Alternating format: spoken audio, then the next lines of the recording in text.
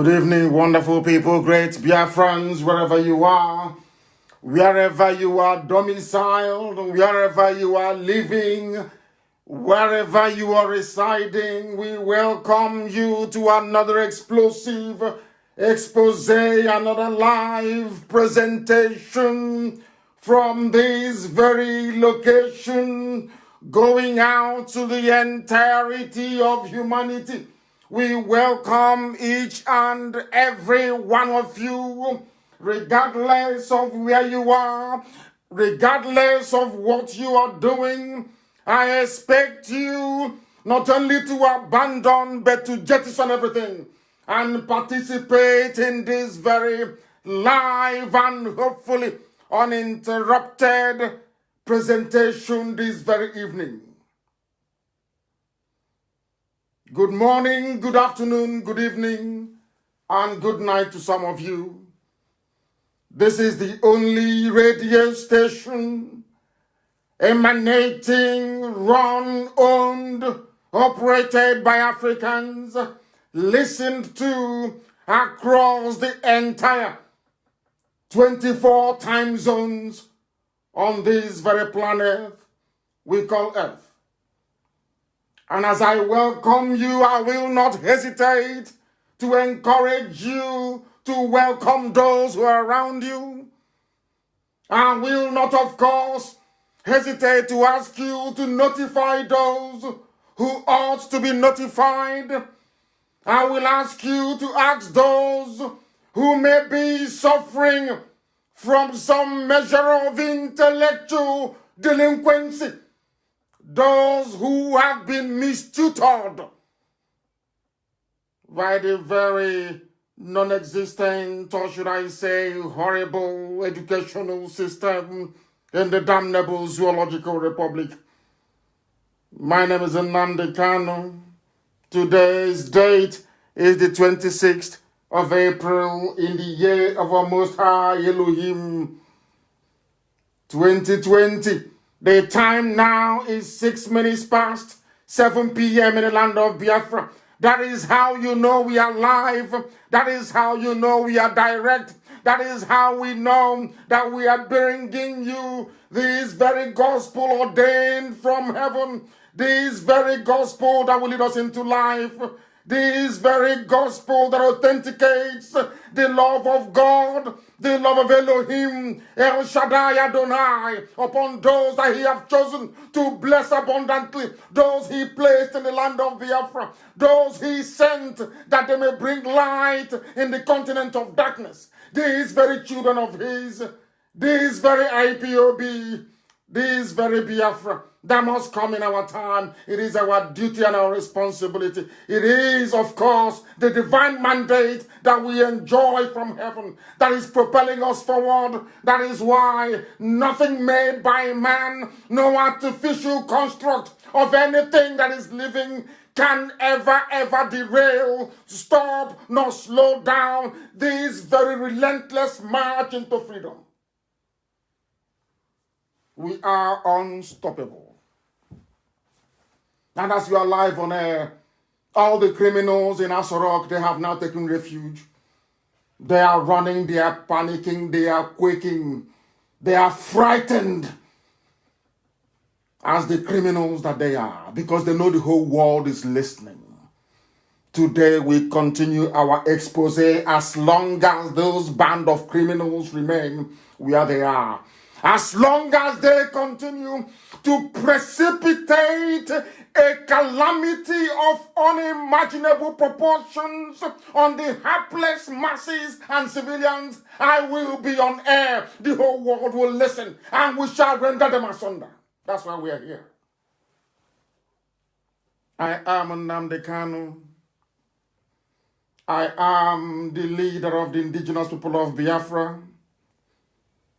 I am the director of Radio Biafra. I am the director of Biafra Television. And by the grace of the Most High Elohim, a servant of the wonderful people of Biafra,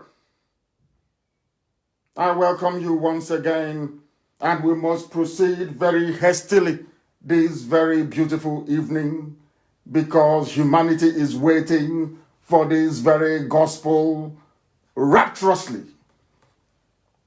We are going to take a slight detour from our normal routine. We are going to pray against this very pandemic, this very coronavirus. People are dying in large numbers in Kanu. We must also pray for them. We must pray for those who are dying in Kanu. We must pray that Chukwokikabiama may have mercy upon them. They have families, they have brothers, they have sisters. They feel pain as well. We must pray for them. It is not their fault that they found themselves located in a damnable zoological republic. It is not their fault that they have been cursed with the band of leaders that they have. It is not their fault that there is no medication. It is not their fault that they do not have access to hospitals. It is not their fault that they are suffering and they are dying in their own ignorance. We shall attempt to educate them this very evening. We shall attempt to allow light to shine in the darkness of their confusion, or should I say in the confused state of their existence in this zoological republic. This very evening we preach the gospel of heaven. This very evening we give credence to everything that we have known. This very evening we recite and we reaffirm the promise of God in heaven upon his children, the children of light, the children of Biafra. We are going to pray wherever you are. If you are one of us, if you believe in prayers, we must pray this very evening for those who are in pain and those who are dying in Kanu and elsewhere around the world. Chukwokika Biama Purumi Henin, our Lord, our God in heaven, the giver of life, the architect of our existence, the I am that I am, the ancient of days. We come before thee. We come before thee with reverence. We come before thee with so total submission, not just to your will, O Heavenly Father, but that also that your will may be done upon the lives of those who are living. Because our hearts are heavy. It is aching this very evening. People in Kanu are dying in their large numbers, not through any fault of theirs, but due to the incompetence of people who do not know how to run a country, due to the criminal nature of those that have banded themselves together, that they may deplete and impoverish the masses. Oh, Heavenly Father, have mercy upon them. Everybody who is suffering, everybody who is in pain, we pray for this very pestilence to stop. We ask you to please lift this very burden of anger of yours upon humankind. Almighty Elohim, we know that everything is in your sovereign control. We ask that you keep this new coronavirus from continuing to spread. We ask you to stop it from contaminating your land in Biafra. Give those who are in positions of authority in Biafra land, give them the common sense, give them the ability to safely handle this very pandemic that is ravaging the whole world. Make it, oh Heavenly Father, that we may decide in our hearts and in our minds to stay at home instead of traveling or going out needlessly. We ask you also that you provide food as you provided for your children when they left Egypt. For manna fell from heaven. So we do ask you, O Heavenly Father, we know that manna will not fall from heaven, quite literally, but we know that only you is God and you will provide for those who are starving and those who are hungry. Touch the hearts and the minds of those who can, those that claim that they are millionaires, those that claim that they are billionaires, that they may put their hands in their pocket and be able to feed the multitude. We ask upon the Elohim to always remind us all the time to do even the very mundane things like washing our hands properly.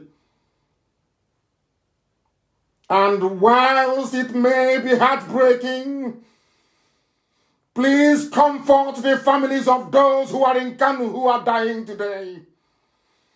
Those who are suffering and dying due to the greed and stupidity of those who are in power. For we want them. For you gave me a message to give to them. And I said to them, don't allow the Chinese to come in. But they ignored it. They said he's a Biafran. How can he have the interest of everybody at heart? But you gave me a message and I gave it to them. They ignored it and today people are dying. They are dying because those who run the zoological republic, that very country that you did not create, that very creation of man, they did not listen. Oh, Heavenly Father, you are our refuge and our strength. You are an ever-present help in times of trouble. There is trouble now. Please have mercy upon your children. For although we will not fear, though this very earth may give way and the mountains fall into the heart of the sea, we remain unshakable in our faith, in our belief that you are Elohim. You are the beginning and the very end, and ultimately that your will be done upon our lives. We ask for those who are infected. We pray for those who are working with infected patients. We pray for doctors and we pray for nurses, not just in Biafra land, not just those who are battling in Kanu, but all over this very earth, that your peace and your mercy may be upon them, that in all that we do, every praise and every adoration will belong to your holy name in this very journey, until Biafra comes and beyond we pray. He said, we have come that darkness may flee and light will come. We have come that the truth may prevail. This very evening there is a slight, should I say, adjustment or proceedings. At the end of this very program, I will be live on Facebook. We are going to take your questions. I will take your questions and I will answer them. Every question you pose, I'm going to answer. You will give us your name. You will tell us where you are writing from or where you're listening from. Then you will write your question and I will answer them. It is our job to educate. It is our job to enlighten. It is our job to preach this very gospel. It is our job to work assiduously hard until Biafra is restored and beyond. This evening, if you don't have your pen and paper, you are wasting your time, quite frankly. If you do not have your pen and paper, I do not see how we can impart any knowledge. If you do not have your pen and paper, I do not believe quite consciously that you are able to assimilate the very complex information we are about to unravel this evening. As the zoo is unraveling, so are we laying bare that which has been hidden for a very long time. What we are fighting is an unseen enemy. I know that all the time President Trump will say that the world is battling an unseen enemy. We are fighting an unseen enemy. You must understand this. Everywhere. The worst enemy to fight is the one that you cannot see. The same way that the naked eye cannot see coronavirus, COVID-19, this very novel pathogen. Because the smaller, or should I say, the more invisible a problem is, the more difficult it is to handle. What we are fighting is an unseen enemy. You cannot see it. But unlike coronavirus, which can even be seen under a microscope, this very pestilence I'm talking about cannot be observed by any instrument made by man. You need to be in the spirit to be able to see it. You need to be wise to see it. You need to be discerning to be able to see it. You need to be informed to see it. You need to be educated to see it. You need to have self-respect to see it. You even need to have self-worth. You must have value for yourself to be able to say it. You need to possess a semblance of dignity for you to be able to say it. Because it is more deadly than all pathogens on this very earth. It is more contagious than coronavirus and 100 times more deadly than the worst disease ever known to man. And this very state I am talking about is ignorance. And it is what people in the zoo called Nigeria and Africa at large are suffering from today. That is the ailment that is killing all of us. And that unseen enemy, Chukwokika Biama, is going to help us defeat it. You must follow very, very carefully this very gospel as I preach it this evening. What we are fighting is not the things that you can see. We are fighting ignorance everywhere across the board. The reason why the zoo is poor, the reason why people are dying in Kanu this very moment, the reason why coronavirus is threatening to become a scourge on Black Africa is because of our years, or should I say, centuries of our unbridled ignorance. You know, sometimes I love to employ very complex grammar because of those who are listening. I have also adopted the same style in terms of my writing, that as many people as possible may be able to follow what we are saying, because often at times education is lost upon Africans. We go to school, we come out, and we learn absolutely nothing. This very evening we shall methodically, of course, proceed to cautiously unravel why ignorance is the problem. We must listen very carefully this evening. The people in Kanu who are dying in their numbers, they are in our hearts. We pray for them. They are dying like flies in Kanu. Kanu State, they are dying there. People are dying in their large numbers. Because everything I tell you here is the truth. The whole truth and nothing but the truth. Because we maintain that we are whiter than white and whiter than snow. That is why Elohim in heaven reveal things to us that mere mortals cannot see. You cannot defeat ignorance without a pen and a paper. You must study. That is why if you're listening, you must have one. You cannot defeat ignorance if you have tribalistic and parochial mindset. I am not and can never be. What concerns other people does concern me. I have been able to demonstrate that on more than one occasion. You cannot defeat ignorance if you come to lectures on Radio Biafra without your thinking faculties. You must be able to reason. We have come, or should I say, that Chukwokika Biama has determined that we must come. That his light may shine upon his children. That those who are enslaved in the demonic contraption called Nigeria may be set free. And that includes the poor people who are in Kanu. That includes the poor people who are, should I say, being misinformed. That includes all the people who are fed lies on a daily basis, courtesy of Yoruba media. Those who are being fed lies upon lies upon lies every day. That is why people are dying. They can't even report it accurately.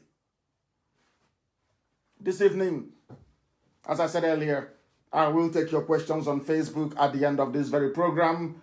We shall continue to interact right at the very end because I will answer all your questions. Let us start this evening by making it very clear.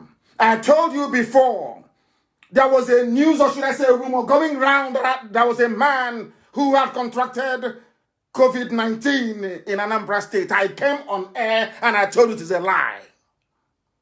I came on air and I informed you that that was a lie. Some didn't believe me.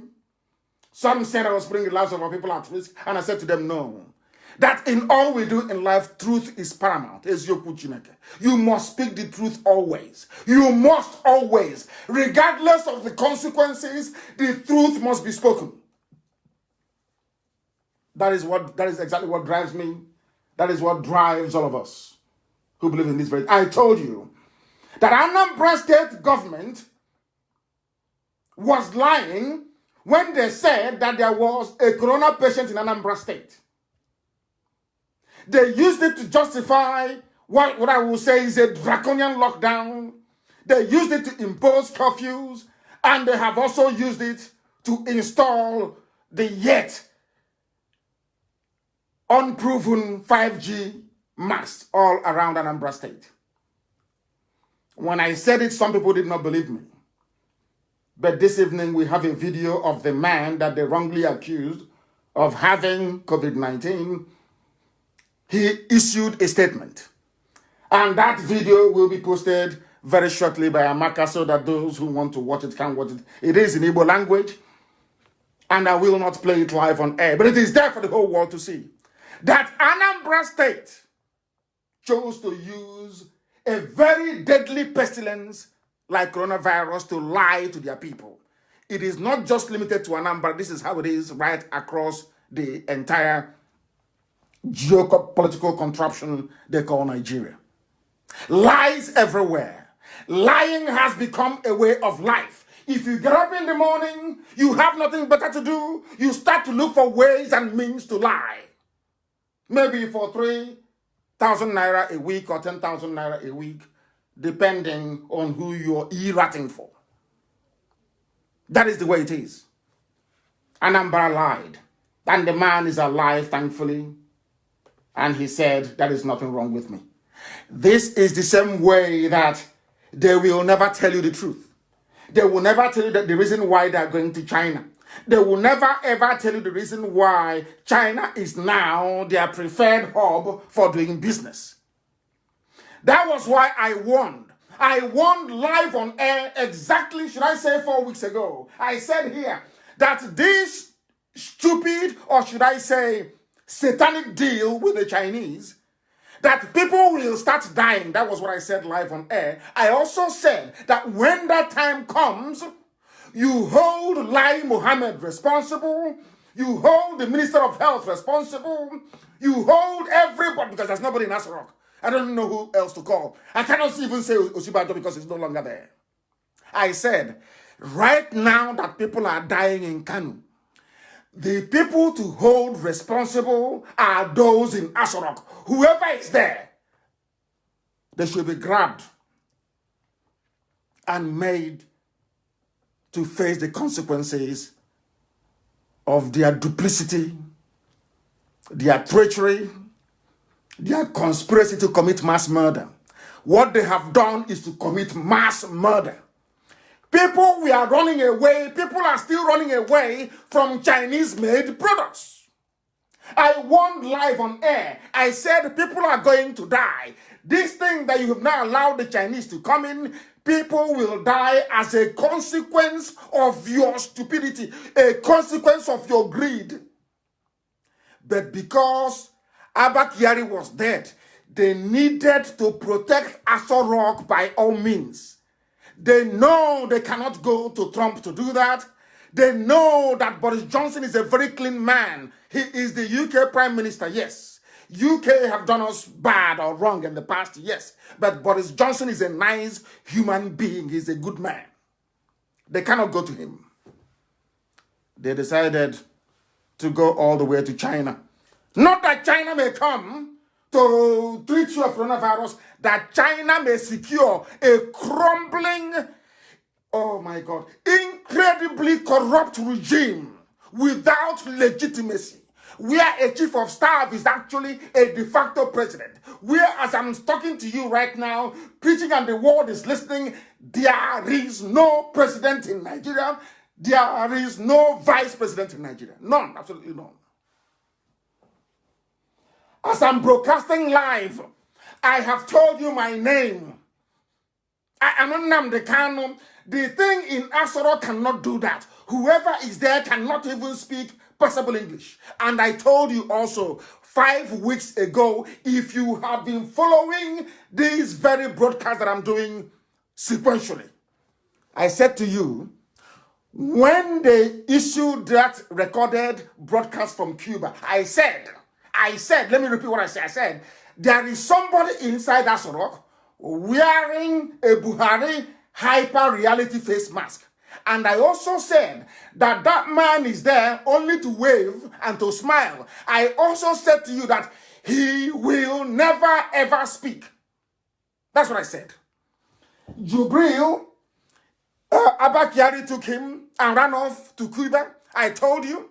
And I said there is something inside Aso Rock that is wearing a Buhari look-alike mask. I also told the whole world that that thing cannot speak.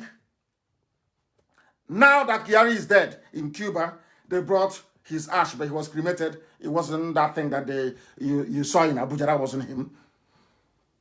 Has the one in Aso Rock spoken? No. Let's continue. I am going to destroy them too. First, they've been destroyed already. Completely destroyed already. This evening will help them destroy themselves because they are the ones destroying themselves. They are the ones killing themselves.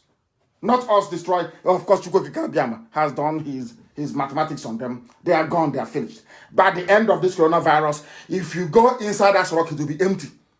Forget all these statements you're hearing. It's being written by their relatives. Everybody, if your relative is sick in Bauchi, you ask him, oh, hey, Ahmed, write statement for me. Tell them it is from the presidency. Ahmed will write.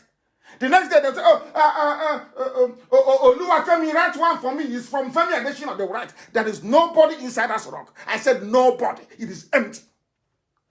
It is infected with disease. A disease as poisonous and as evil as they themselves are. Listen carefully, please. These people ran to China because China is the only place you can receive kickbacks. All those companies that you're seeing are owned by the Chinese government, not individuals, but by the Chinese state.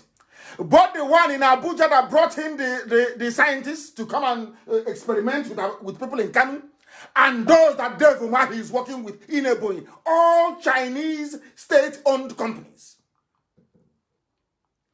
Because if you go to Europe, if you go to America, and you give a company a bribe, and American government, becomes aware of it, later on, the CEO will go to prison. They passed a law saying you cannot go to Africa and be bribing them, taking kickbacks, and of course, festering corruption. This is how civilized, conscientious countries behave. I'm not saying they're good. I'm just telling you how they behave. At least they enacted a law.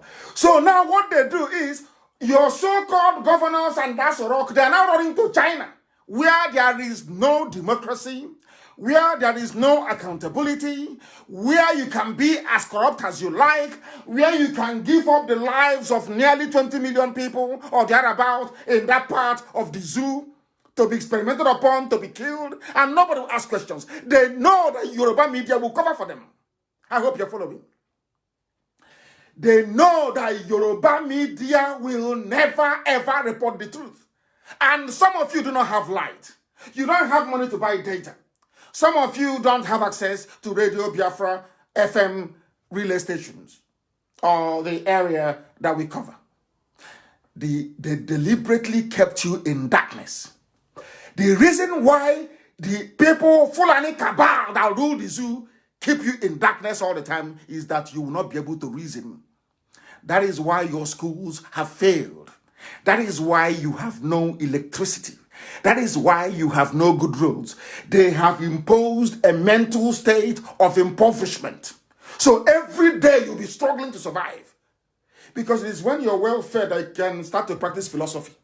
A hungry man, you do not practice philosophy on empty stomach. It's not done anywhere in the world. They deliberately kept people hungry with the help of Channels TV, with the help of Punch newspaper, with the help of some gutter Lagos Ibadan expressway media. You can no longer reason very well. So when they hear that the truth is coming from IPOB, coming from Nnamdi Kanu, coming from Radio Biafra, they go mad. They go mental. They start coming up with all manner of accusations, which I shall deal with later on as well. all the things, all the rubbish they wrote against me. Because here I read out the good. What they wrote about me, I'm going to read live on air. All the names they called me, I'll read it out here so that the world can hear. And I will demolish them line by line. Because we are whiter than snow itself. Pure purity. That's what we represent. When I push you, I'll show you where to land. Everything I say is verifiable. When I said that there was no coronavirus in Anambra, has that not been made very clear to the whole world? There is none. When I told you that the Chinese will come and kill you, how many days ago did I say it? Are people now telling me that they didn't hear what I said? I said they will come. They will experiment with you. You will die. I also told Nigerians, I said, those that have brain, mark the number of mortality you have now and count it when the Chinese come. You will see the difference. What has happened now? How many days ago did I say this? How many days ago I'm asking you? But because from Nnamdi Kanu, he wants to divide Nigeria. Because of that, don't listen to him. And because you did not listen to me, now people are dying. They don't normally go to school in the north, so that the few that they have that went to school, they're dying in Kanu. Professors are dying now, yes, of course. You should see the list. They're now dying. I don't know why they love covering evil. They have covered it so much that the death is so much that they can no longer cover it. And like Muhammad, come on, there is a vaccine going around. If you see it in Kanu, don't patronize them. What utter rubbish. Minister of Information. These are the idiots you have in power. And as I warned you before, that ignorance has a very heavy price. It's a very expensive, to be ignorant is a very expensive business. Now, who are those paying for their stupidity and their ignorance and their mistakes? The innocent people in Kanu State, they are dying. And you know the zoo, if they say that 800 people died in 2 days, that means it's nearly 8,000. Because if you know anybody in Kanu, and I also told those who are in the north, don't come back to Biafra land. Has it not happened? That thing I said, has it not come to pass? Has it not happened? I'm asking you. I told you they shouldn't come home because the Chinese are experimenting with them. Has it not happened now? Who are the ones dying? The same people that I told you last week. If you allow the Chinese to come in, you will die. If you're so stupid as to allow the Chinese to come into your community, bye-bye, you people are gone. Look at Kanu. That was one they made Honorable Al-Majri from China. I'll come to that later on. Now, listen very carefully. Nigeria has no government. Those who are in charge now are the governors. I'm going to prove that later. They recruited Boko Haram into the army to serve a purpose, to serve an Islamic Janjaweed agenda. They've been telling you all these days, preparing your mind. Oh, Shakao, whatever. He might repent. He's planning to surrender. And that is what the Yoruba Gota media have been reporting. I call them Gota media. Gota, drainage than them. They have no soul and no conscience. No soul and no conscience. I don't know if they are bitter. I don't know if they are bitter because they lost the Lorraine to the Fulani Caliphate. Because of that, they want everybody to be Fulanized by the Fulani. I don't know if that is the reason. I don't know why. Do you know what they're planning to do? They are negotiating. You know, they'll be wondering how we get our intel, but of course, they know it's spot on. The Buratai, he has now fled to Niger Republic. That's where he is. That's why you cannot see him on video. You can never see him on video. Never again. You can't see him. He asked the Army High Command in Nigeria to offer Shekau everything and give Shekau the caliphate is looking for with the headquarters in Maiduguri. Listen carefully to this. And then join with the Nigerian army so two of them can march down to the south. That's the deal. They are now negotiating with Shekau. The day will happen. I will tell you, I told you so. So, in order to condition the mind of their Nigerians, instead of telling, we are getting feelers. Shekau is about to surrender. Does that sound real to you? They are making it possible for you. They are using Channels TV. They are using Punch newspaper. They are using all this gutter compromised media to massage your anger, soothe them away. So that when they tell you now that Shekau has a caliphate of his own in the northeast, nobody will complain. That's what they're doing. It's called kite flying, to test you to see how you receive the information, how you receive the message. That's what they're doing. And they say he's about to surrender. They have nowhere to hide. The zoo, nowhere to hide. I have all the information. Everything inside us a rock. They have taken Osibanjo away, thinking that I get my information from him. They are insane. I have all the information, everything at the palm of my hands. Anything they do, any meeting they hold, any deliberation they have, anywhere they discuss it, we have it. It's sometimes that we choose not to disclose some of them. Listen very carefully this evening to what we are preaching. They want Boko Haram to join them in the invasion of the South. And when they come to the South, Yoruba will not be spared. What I'm saying this evening is that Yoruba, there are good, decent Yoruba people. Decent, good people. Honorable men and women in Yoruba land.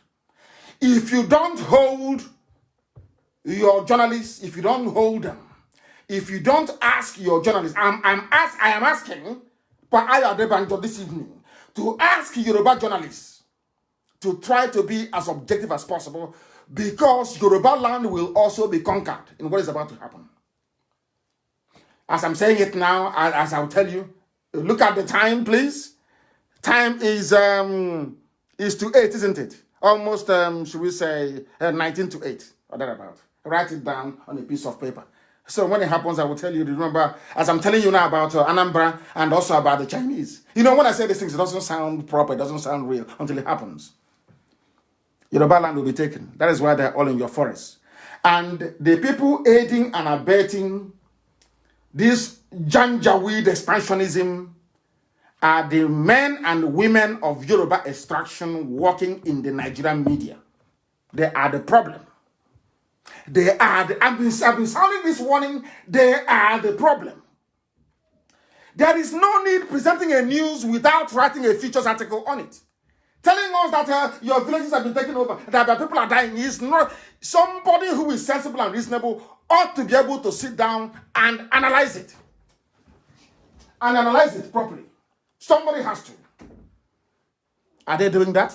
Have you ever tuned into that useless channels and be able to see them analyze something critically? That was a drama. Rubbish. That is why we must continue to keep exposing them.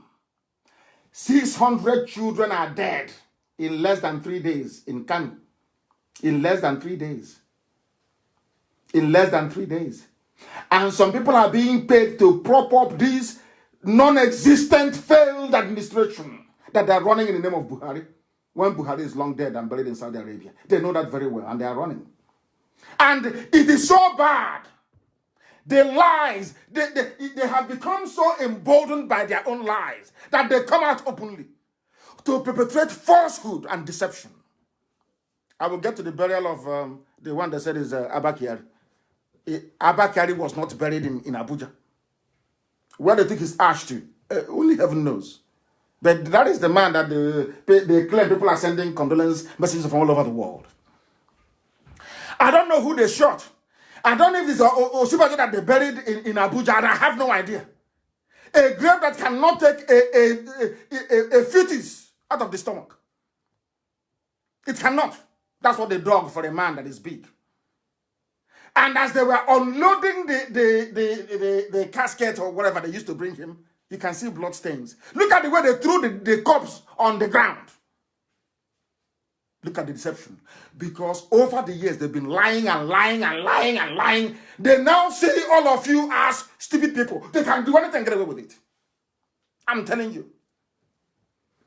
They can bring Mame water and put Mame water in Ashrok and say this is Buhari. You all will agree. Oh, yeah. His Baba is Boo-Boo.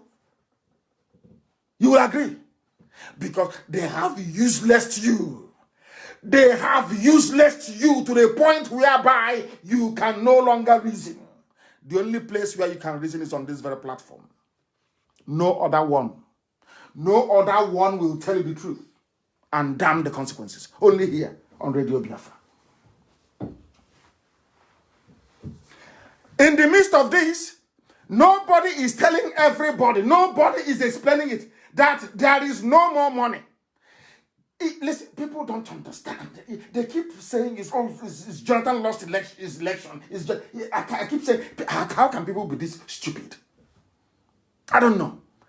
I keep asking them, when Buhari was there in 1983, his first coming as a dictator, he ruined the economy within a space of 6 weeks. This man knows nothing. This man is fake. All he does is the same mantra that they used, Ottoman Danfodio used. We are fighting corruption. We need to fight corruption. The same rubbish. And as I said before, Hausa peasants fell for it. The same thing now that they are doing was what Afonja did in Ilorin. The same thing now that Yoruba media are doing.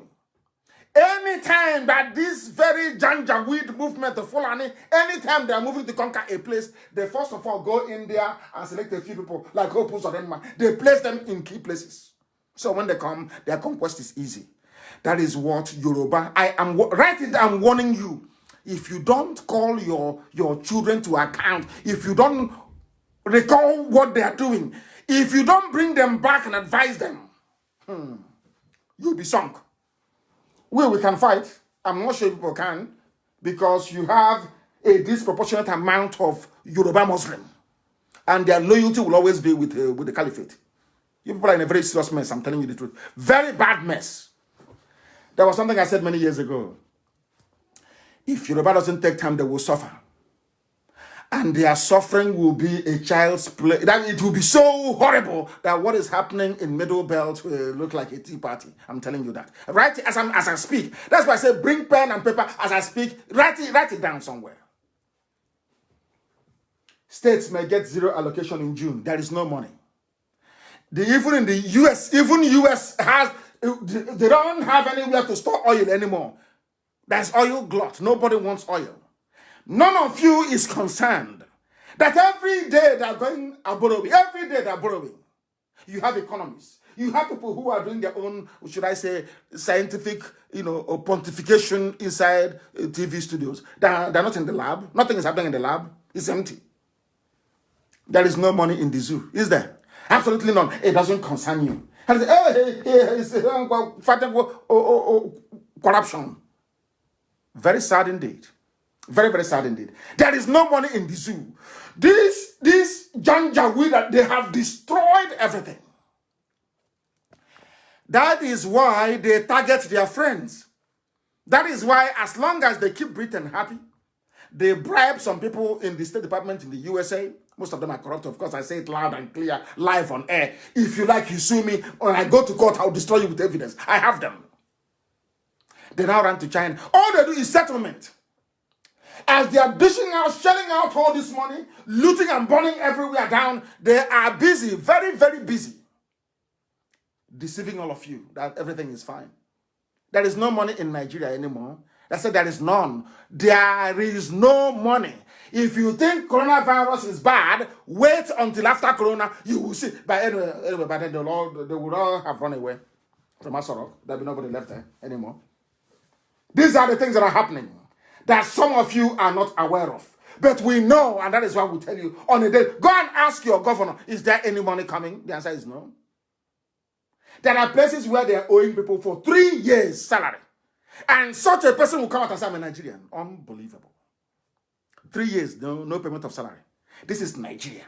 There are some idiots coming, this is our Nigeria. This is our one Nigeria. We will find servants, find civil servants. Rubbish. I'm telling you, absolute bunkum. Rubbish. Absolute rubbish.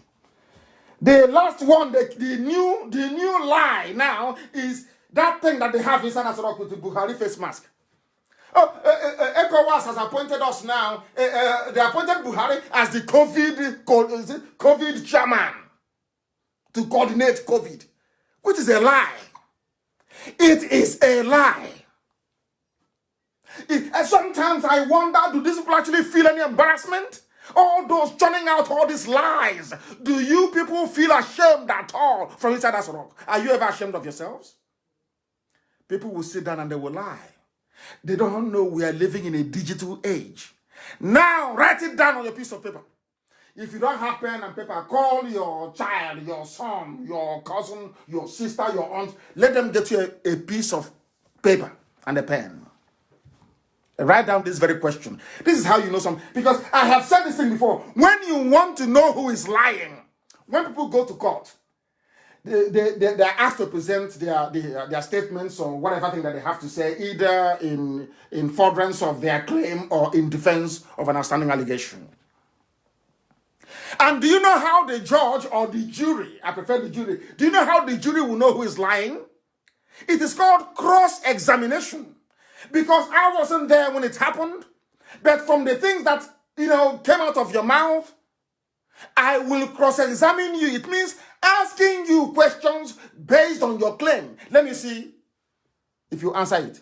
In those days when we go out, to go and party illegally from school, and the principal will catch you or somebody, if you go to go and close your hair, will know. Or they'll say, oh, where have you been? And they'll call your parents. Your parents will come. They went there. They don't know if you went to party illegally or not. They will now ask you questions. Okay, who was in the dormitory at 10 p.m.? When was the lights out? What did you have for dinner in school? What happened? If you can't answer, then they'll know you're lying. That's how this life works. But some people, I don't know, they have been so deluded, so messed up that they don't know what a lie is anymore. Therefore, take your pen down. They claim that Buhari was appointed the COVID chairman at ECOWAS. In other words, ECOWAS is 15 states. So we now believe that 15 people sat around the table and said, yes, we agree that Buhari of Nigeria should be our champion. Is that correct? Now, ask Asorok to release the video clip where they agreed that anybody called Buhari should be the champion of COVID in ECOWAS. Simple question. Show us the video. Because somebody must say something and another person will second it, isn't it? Somebody will second it. Is that not correct? Is that not correct? Because you just can't come and say, after the meeting, you say, ECOWAS said Buhari should be the new COVID champion. Somebody must have said something. Somebody must have pronounced his name to say, we are now proposing that the president of Nigeria should coordinate this. Ask them to issue the video. There is none. Maybe now they start working on it. They forge everything. Maybe from now. Now, ask them again. Ask whoever issued all those useless Photoshop pictures. Ask them again. If Buhari was at the meeting, how come Ghana and every other country have released their own video of that meeting? How come you have not released your own? Where is yours? A very simple question. Very simple. Where is the video clip of Buhari accepting to be the chair? Because if you nominate somebody, they must accept it, isn't it? So where is the video clip of Buhari accepting and saying, okay, I will be the chairman of, or I will coordinate ECOWAS response? There is none. That is how you know they're lying. Forget all these things that the Iraqs are doing. They're paying, times are very hard. They're paying them money, paying them 10K every week, 3K every week. They will say anything. These are black people. It was a black person that traveled to China to go and bring the Chinese to be killing people in Kano. It is a Nigerian that dreamt up this scheme to go to China to bring the Chinese to come back to Nigeria to be killing innocent people. When the people have brains so they can use them. Other countries are saying no to Chinese products, no to face masks. They are sending fake kits all over the world. People are saying no. You read all these things, and somebody who is so clever, perhaps a PhD holder in heaven knows what, wrote a memo and said the best thing for us to do is to bring the Chinese in. And I came on air and I warned you. You didn't listen. Today people are dying left, right, and center. Is to be lying. Buhari appointed ECOWAS coordinator. What coordinator? I saw. They don't know that I have access to ECOWAS. I have seen the final communique. I've seen it. where this same Asorok, they say they don't have money. They are going to UN to borrow money. They are going to World Bank to borrow. They are going to African Development Bank, ADB. They are going to IMF to borrow money. What are they doing with it? Bribing their fellow heads of government to insert something. Oh, please, can you say that he's the coordinator? The word coordinator was not used. It was highlighted in bold. Champion. Somebody that they can learn from. Because COVID-19, this very virus, is a nation-by-nation containment plan. There is no wider regional strategy anywhere in the world. The EU has broken down as a result of it. The NAFTA in America, everybody, you on your own, country by country. This nonsense is a regional strategy. Rubbish. Is a lie. Complete lie. Because they know you won't know. They sent out the news so that their ears will be able to say, hey, can't you see? Oh, Buhari is appointed champion. Champion of what? Does it mean, okay, does it mean he's not going to address the people once in a while? The answer is no. Because the one inside that sorrow cannot speak. The one in Cuba is stabbed in Cuba. Are you listening to me? That man, ask yourself this question. If you people can record a program and claim that this man is Buhari, why can't you speak from inside Asorok then? Why can't you talk from inside your office in Asorok? As the Ghanaian president, every other president did. Have you noticed it? Every other president sat in their office during the teleconference. They asked him where was he. That thing they put there, I told you he cannot speak. The person they put in Asorok cannot speak. He cannot talk. He's for decoration. And that is why every time you see them, they doctor a video, they bring it out. They do Photoshop, they bring it out. Ask him to speak. You want to champion coronavirus? Those you're claiming you want to champion, they address their country every 2 days. You have not addressed your own country. You claim you want to be the champion for the whole of ECOWAS. Does that make sense to anybody with brain? That is to tell you that there is nobody there. There is nobody there and they couldn't care less. As long as they keep feeding you with lies, as long as they keep pumping lies into you every blessed day, that is all that matters. Everything else is irrelevant. If they could have hidden the mortality rate in Kanu, they would do it. Very gladly. A soulless government. That is why they are looting and burning. Looting, they steal the money, they burn it down. I have written a letter to IMF to publish tomorrow. I have written to IMF. I have written to the World Bank not to give Nigeria any penny because they will still be. In fact, before the wire leaves IMF headquarters to get to Abuja, they have frittered away all the money. They are thieves, they are rogues. These are your leaders. Our leader, 2023. We want somebody to vote for 2096. It's the turn of my village. And you think you can survive it? You think you can? I feel sorry for those who are dying because the consequences of, should I say stupidity, or should I say the consequences of mediocrity is always death on a massive scale. They couldn't hide it anymore. What did the governor of Kano State say? Our situation in Kano is now terrible. Ganduje laments new case of COVID-19. Before the Chinese came, were they lamenting? Is that a very simple question? Before the Chinese came, were there lamentations in Kano? The answer is no. How come it is now that the Chinese are there that people are dying in high numbers in Kano? Another thing which can, I love questions and answer. That is why I will take questions live tonight on Facebook. I will answer live this very night on Facebook. Ask yourself this question. Now, as at now, Nigeria has the highest rate of mortality in Africa in only 2 days. They have surpassed everybody. That is the one that reported. No, you know they are liars. That is the one that are reporting officially, not unofficial ones. No, these are the ones that are reporting officially. Now ask yourself, what does Nigeria have in common with other African countries where there is no exponential, growth in mortality rate? Is because all the other countries didn't go to bring Chinese people in. That's the difference between the Nigeria and other places. The zoo went outside and brought people, Chinese in. They are dying. Other people did not bring anybody in from outside and they are surviving. Just you do the maths. Is it not common sense? Is it not common sense? I'm asking you. The people who were killing blacks in their land, Chinese, we are torturing and killing black people. You went to that same place, you brought them in. The same trick you played with Britain. These Fulani house niggers, they will betray the whole of Africa in order to be imprisoned, in order to remain in Asorok. They will do anything, including selling their dignity, and they have no dignity, they have no class, they have no conscience. That's why they went to China. The same China that were abusing your own people. You are planning how to go and bring them back. The same China you went to go and bring them to treat you. Now you're dying in Kanu as a result of it. You think you're smart? You think you're smart? Ganduje, whatever Gandola is crying out. I'll read it for you so you can hear it. Governor Ganduje of Kanu State has said the situation in Kanu was becoming terrible by the day as cases of COVID-19 pandemic continue to increase in the state.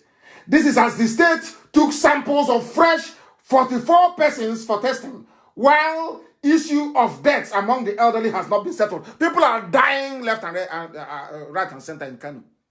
There'll be death there. Bill Gates knew what he was saying. It will come to Africa and there'll be death. And it's happening now from Kanu. The entire depopulation agenda is happening. And who brought depopulation into Africa? The same Nigerian government, the same satanic government, and their Yoruba media supporters. The day the people will rise up, I'm telling Nigerians, the day some of you in the north will decide to rise up, as you're hunting the politicians, also hunt Yoruba media houses. They are evil. They are the ones that have over the years, they have blinded, they keep blinding you. Once these criminals are thieving and stealing, Yoruba media will be covering for them. All those people who are angry in Kanu, if you want to direct your anger, when you finish with the politicians, look for Yoruba media. Any channels correspondent. Evil people. Supporting evil. Now, as I've been warning them over the years, this evil you're supporting, innocent people will get hurt. They didn't want to believe it. And now what is happening? Are innocent people not hurting in Kanu? Are they not dying? As you're looking for the politicians, also look for Yoruba media practitioners. They are evil. And when I say, they say, oh, he's insulting us. I am not insulting you. I am telling you the truth. What do you mean by insult? What stupid is? I'm telling you the truth. You're saying it's an insult. What's an insult? What's an insult? What insult? I speak the truth. Always. It doesn't matter. I damn the consequences. And I'll tell you the truth all the time. Pray for Kanu according to Buhari aid begs Nigerians. He's no longer Femi Adesina, I told you. He's no longer there. Where's Garba Shehu? COVID-19 has taken them away, all of them. I'm not saying they're dead, though. But everybody's let us say, in isolation. Can you imagine that something as big as this is happening? They have now brought in Bashir Ahmad. He is now the face of the presidency. Because there is nobody there anymore. Maybe Aisha brought this one in. When he said to Nigerians, you people are dumb and useless, you say I'm insulting you. I'm not. God in heaven knows I'm not. I want you to open your brain because all this stupid, fancy English, it doesn't work with you. It just doesn't work. Nobody can rise up and say, oh, but where is Femi Adesina? Oh, where is Garba Shehu? Who is this one? Where are you coming from? What is your job? How come we are no longer hearing from Garba Shehu? What happened to him? What happened to Femi Adesina? Why you? Nobody can ask that. Is anything he writes? Oh, remember, your envelope is coming soon. Oh, yes, all correct, sir. He will just publish. Who is this man? He said his name is Bashir Ahmad. He is President Buhari's personal assistant on new media. This is a new one. I've not seen him before. Of course, he's been there in the background before, that I know. But he's now the public face of the cabal. He has called on Nigerians to pray for Kanu State due to the recent reported mass deaths recorded in the state amid the deadly corona. You see how these people lie. Instead of them to come out and say that people are dying in Kanu State as a result of coronavirus infection, they are saying that there are mysterious deaths. Do you see Yoruba media? There are mysterious... Hey, dear. There are mysterious deaths. Mist is a mystery. Do you know why they're writing it? So that some of you will not go back and listen to Nnamdi Kanu's broadcast and blame the Chinese that they brought. I said no to the Chinese. I told you, you will die. If they come, you're going to die. Today you're dying in Kanu. And now it's time for prayer. It's prayer time. You know, at least after praying for those in Kanu, one of your Pentecostal pastors will tell you to at least bring your tithes with you, so that this prayer, so that Jesus Christ will receive these prayers on behalf of the dead people. Everybody is just, that is because they are criminals and scammers. That is why when they see you speaking to them, oh, you're a scammer. Now the kind is, as I said, I'll deal with that later on. You're a scammer. Because they are thieves. So they think everybody is like them. When they see money, their body will be vibrating. They think everybody is the way they are. They have taken money. They have published rubbish. They have deceived you. Now, Kanu State is paying for it. And everybody is there. Everybody is there. Every tribe, every ethnicity is in Kanu as well. The way they are in Lagos. So some of your people are going to die as well. Let them remain in Kanu. Let them not come home. They should stay there. I told them years ago, that month you're in, you will see what will happen to you. He is now begging. It has been reported while some had corona symptoms, which are yet to be, like, just imagine this rubbish. Some has corona symptoms. There are speculation of meningitis. Can you believe such rubbish? So that meningitis didn't come all these years. It's all of a sudden. Now there is hunger in the land, there is meningitis. No longer coronavirus. Now there's hunger in the land. You're telling people, oh, don't patronize people selling vaccine. Do you understand what is happening in the zoo? Do you see how messed up the whole place is? Do you see why Nigeria should not exist? Do you see why there should be a division so that people can go and be on their own? Do you understand it? What is that? What I keep asking Yoruba media, what do you, all these things you're doing, what do you gain out of it?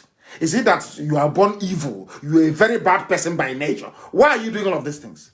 Is it the pain that the same way they took a lot from us, let them go and take your land? Is that why you're doing? Why are you wicked? Why are you doing all of this? Covering evil all the time. Why? You'll get tired. One day you will get tired and you will confess all your sins. How many people have died of 640 children? 640.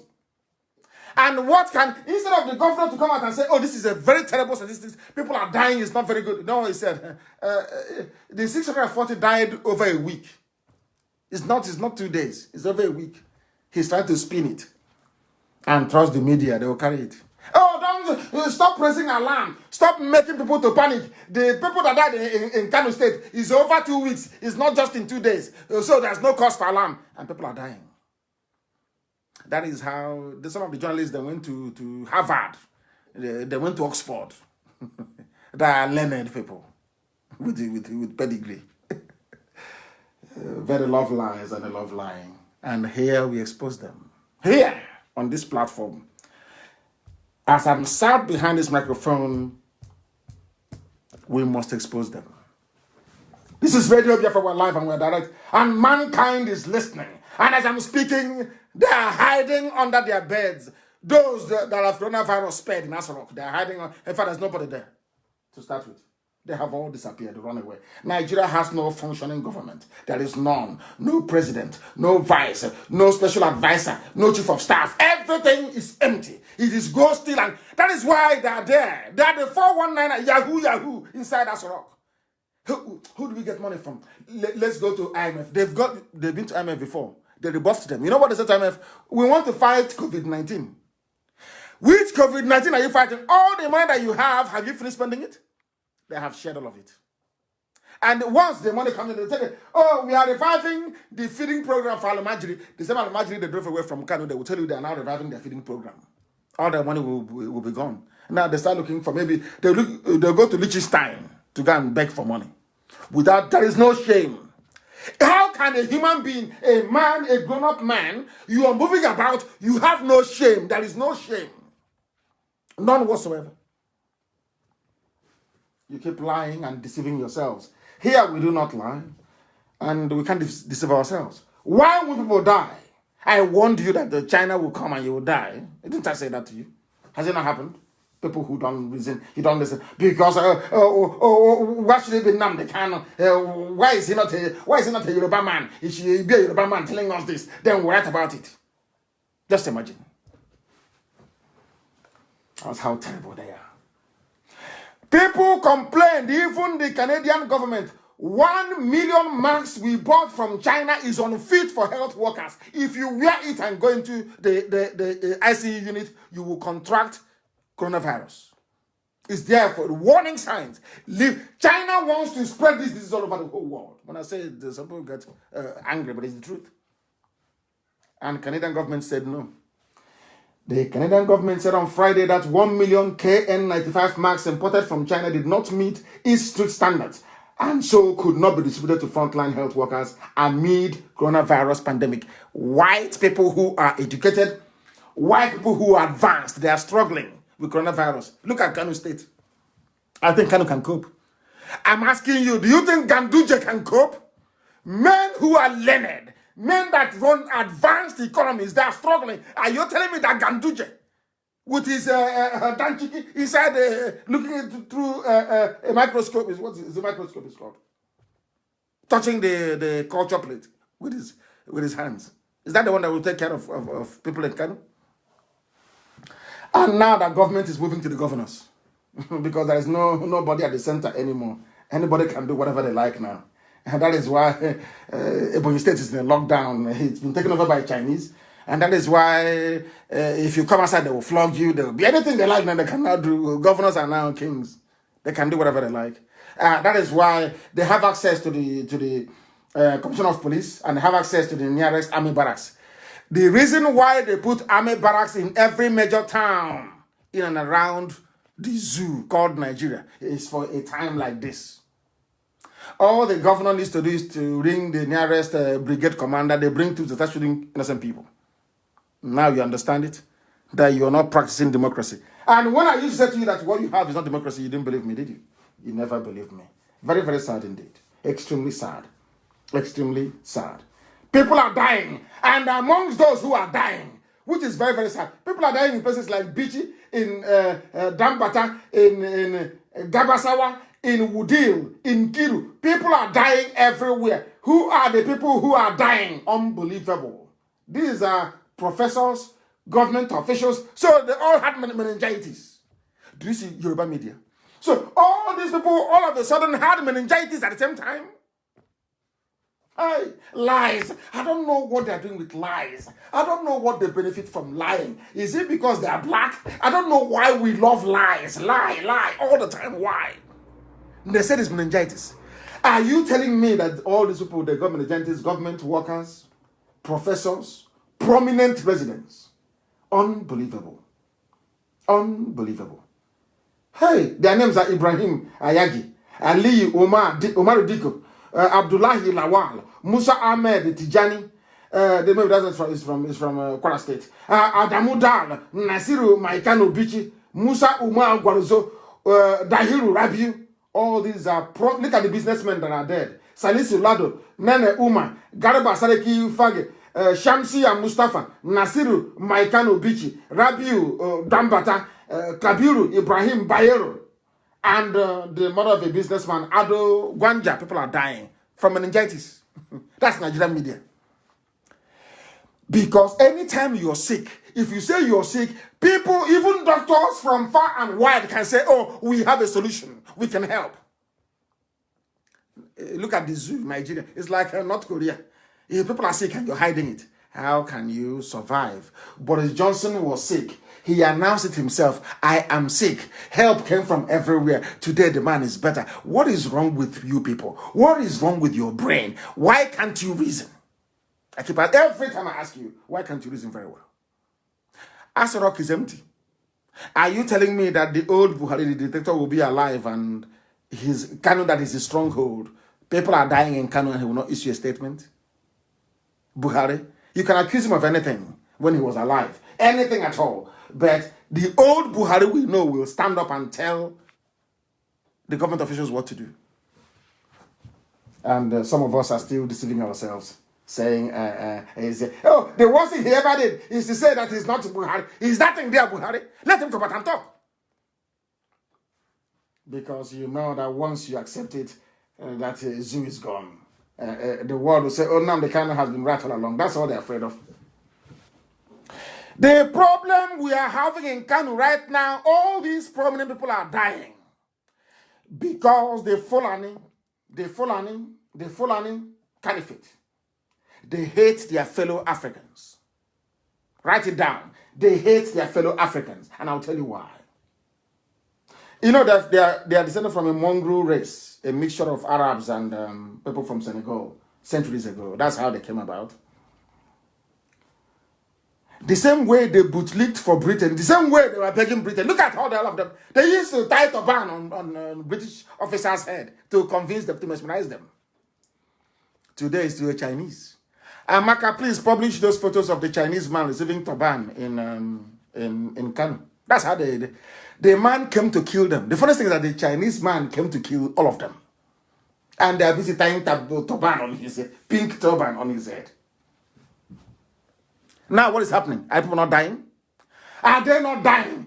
They run to China. They see China as the up and coming world power. Let's run to China so they can help us defeat Biafra. Let's run to China so Fulani can maintain power in Nigeria. Let's run to China so we can hold the Yorubas down. Because as I said to my Yoruba brethren, this game of trickery, you're playing game of trickery.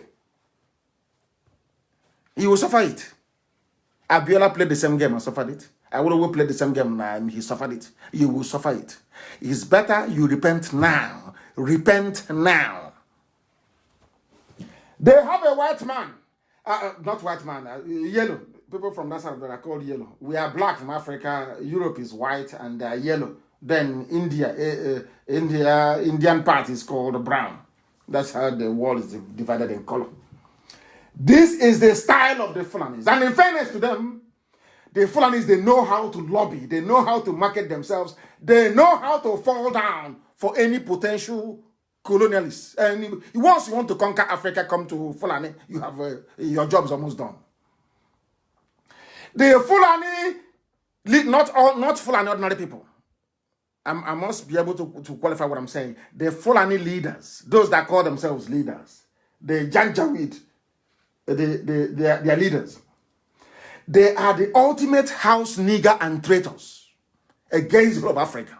That is something that people need to understand. They will sell Africa out anytime, any day. They did it with the British. When in 1957, the British, Anthony Nahoro moved a motion for Nigeria to be independent, it was the Fulani that said no.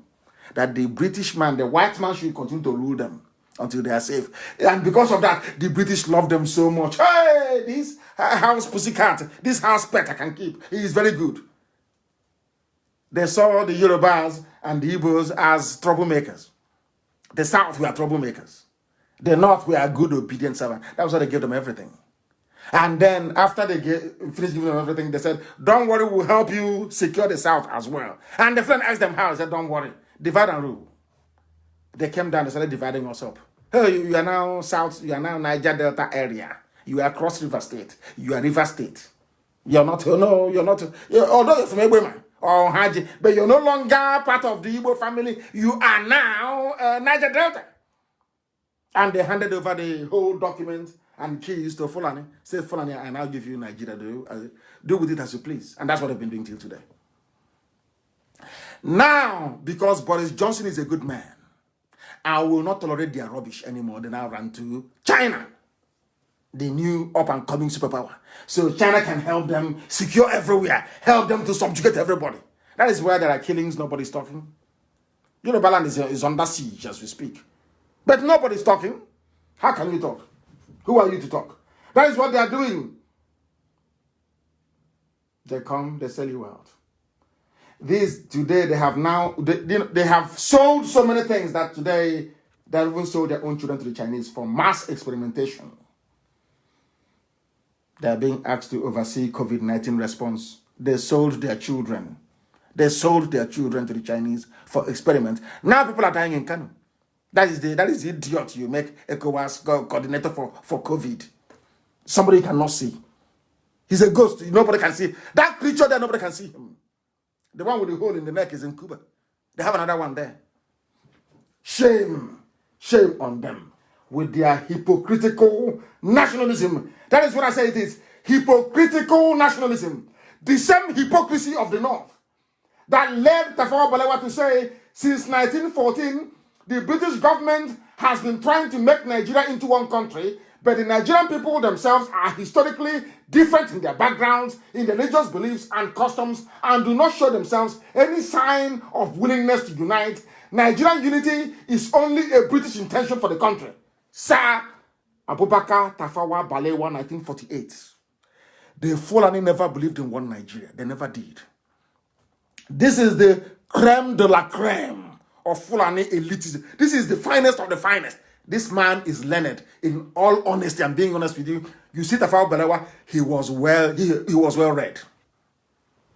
A very intelligent man, lettered man. Very, very intelligent. Himself and Ahmadu Bello. Very, very intelligent. Highly intelligent people. I'm asking you, this is what they said. They never believed in one Nigeria. When you see an idiot from what's it called, Guzo, writing on Facebook, one Nigeria, because they are the ones benefiting from it. They never believed in it. These are the words of Tafawa Balewa. Go and Google it. Since 1914, the British have been struggling to.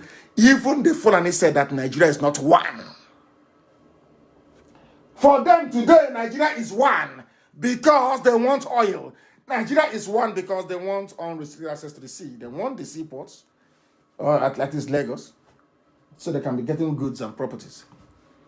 Have you forgotten when Yoruba floated Amotekun? You know what they did? When Yoruba floated Amotekun, you know what Fulani did? Fulani said that we are now going to open Warri Seaport, Calabar Seaport, Igbo, they call it Port Harcourt. We're going to open Port Harcourt Seaport, and we're considering One as well. Immediately, Amotekun died.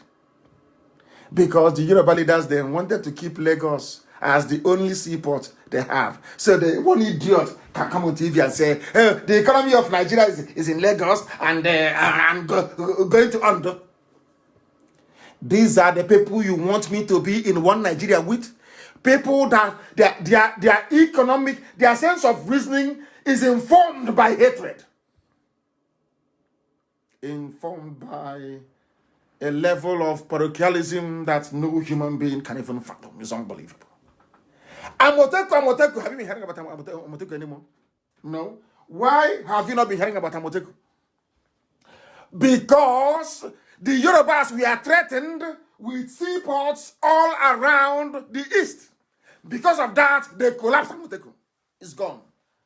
You won't hear about it again. It's gone. Forget all the media rubbish. You will never hear Amotekun again. It's over. It's gone.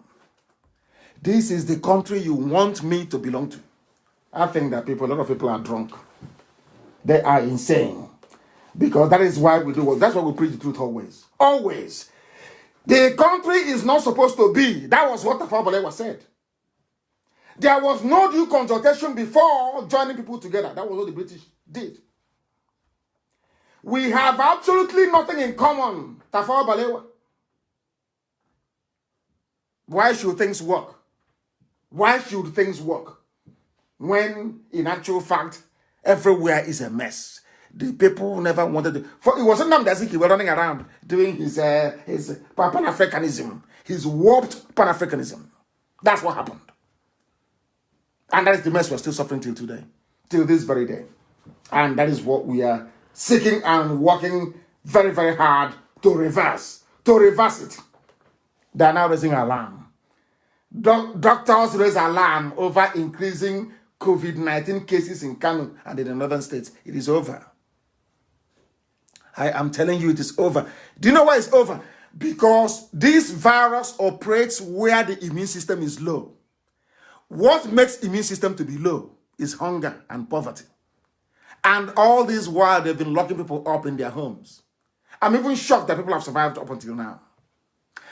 Now their body is prime for COVID-19 to go in and do its work. That is why many people will die. I warned you. There are two diseases engineered, two viruses engineered in modern times. One is HIV, another one is this very COVID-19. Because the human body is very, very resilient. The human body has been able to fight off every virus since humanity started existing. You know what these criminals did in their labs in Europe and in Asia? They went in to try to bypass that. What does HIV do? It attacks the immune system first. It attacks the immune system first so that ordinary cold can kill you. It doesn't kill you on its own. HIV doesn't kill on its own. It never does. What HIV is just like you fighting with somebody because your body's immune system is the defense you have. You're fighting against somebody. And somebody came and tied your hands and your legs. Tied your hands at your back, allowing your enemy to be raining blows on you all the time. How can you survive it? That is what HIV does. HIV is not a disease on its own. It comes into your body. It invades your white blood cells, renders your immune system useless, that ordinary cough can kill you. The same thing that corona is doing. The coronavirus does not actually attack the immune system. What it does, it needs an environment where the immune system is already weak. That is why some people get it, some others don't. Now you understand it, don't you? And when they ask you, tell them you heard it on Radio Biafra. We are live and we are direct. The time now is 25 minutes past 8 p.m. in the land of Biafra. Doctors are not raising alarm. This late, you're not raising alarm. Now you're raising alarm. But when Nnamdi Kanu raised the alarm, you did not take it seriously. I told you would die. Once the Chinese come in, you're going to die. And today you're perishing in your hundreds. I warned you. Next time when I tell you something, you listen. Next time when we preach this gospel from heaven, I said when I'm here, we are under divine mandate from heaven. Anything I tell you must come to pass. I warned you. Don't allow the Chinese to come in. If they come in, you will die. And now you are dying and you're perishing. All you can do is ECOWAS appointed Buhari as the coordinator. Rubbish. It's a lie. It is to cover up their incompetence in Kanu, because the press you have in Nigeria, the media, they are not robust enough. They don't ask questions. That's why they used this lie of ECOWAS coordinator to convince and to deceive people, to deflect attention away. That is why when I preach this very gospel, Nnamdi Kanu is a scam. He was homeless in London. I'll get to that later. Always seeking to deflect, divert your attention away from the truth. That's what they always do. Now people are dying inside Kanu.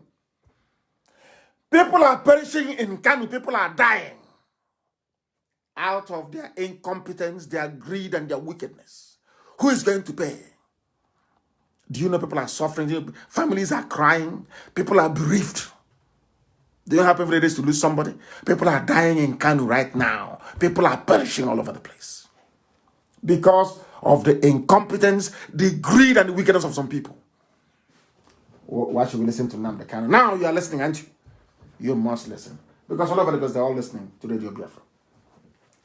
ECOWAS did not appoint Jubril to anything. It was a charade. Where is the video of Jubril making an acceptance speech? I keep asking. Where is the video clip of the nomination? Who moved the motion? Who seconded it? I'm asking. It's all to deflect attention away from Kanu. The very terrible things happening inside. People are dying in Kanu. Terrible. Oh, dear me. Oh, dear me. Unbelievable. What we have managed to achieve in the past few days is to let the whole world know that anything that comes out of Aso Rock is a lie. Forget all the paid nonsense, all the advertorials, all the rubbish from the economists, all the rubbish are telling you, oh, this government condones with them. The Economist of London said Abakari is a good man. He was fighting corruption.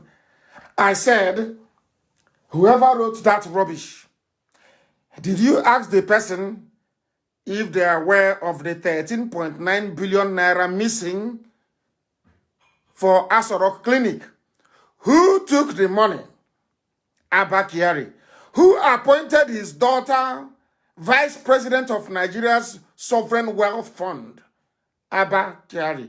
Who appointed his nephew to head NMPC, Abba Kyari, and he was fighting corruption. Yeah, we agree. He was fighting corruption, according to the Economist in London.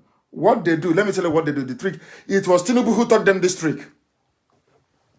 It was Bola Ahmed Tinubu that taught Fulani how to play this trick. Before Buhari was elected, or before they rigged him in, Obama wanted him to be there anyway.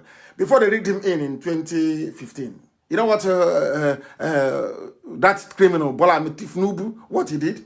He went abroad, hired some PR firms, public relations firms, and started the image laundering of Buhari from a crude, a brutal dictator to a reformed Democrat. Go and read all the articles in Guardian of London, The Economist, and Newsweek. They'll tell you he's a reformed Democrat. Where are we today? The same thing they're now doing. What they have done is to go and pay some people in The Economist, pay some people all over the place to be writing, oh, we are sorry that you lost Abba Kyari. He was a good man. Ordinary chief of staff. Ordinary chief of staff. Ask yourself why they're going to that length. It is to divert your attention away from what really matters. To divert attention away from the fact that people are dying. That is what is happening. And it's not good. Now, listen very carefully. The lies they have taken to a new and very dangerous level. They said that Abba Kyari was buried in Abuja is a lie. He was not buried in Abuja. As I told you, his body was cremated.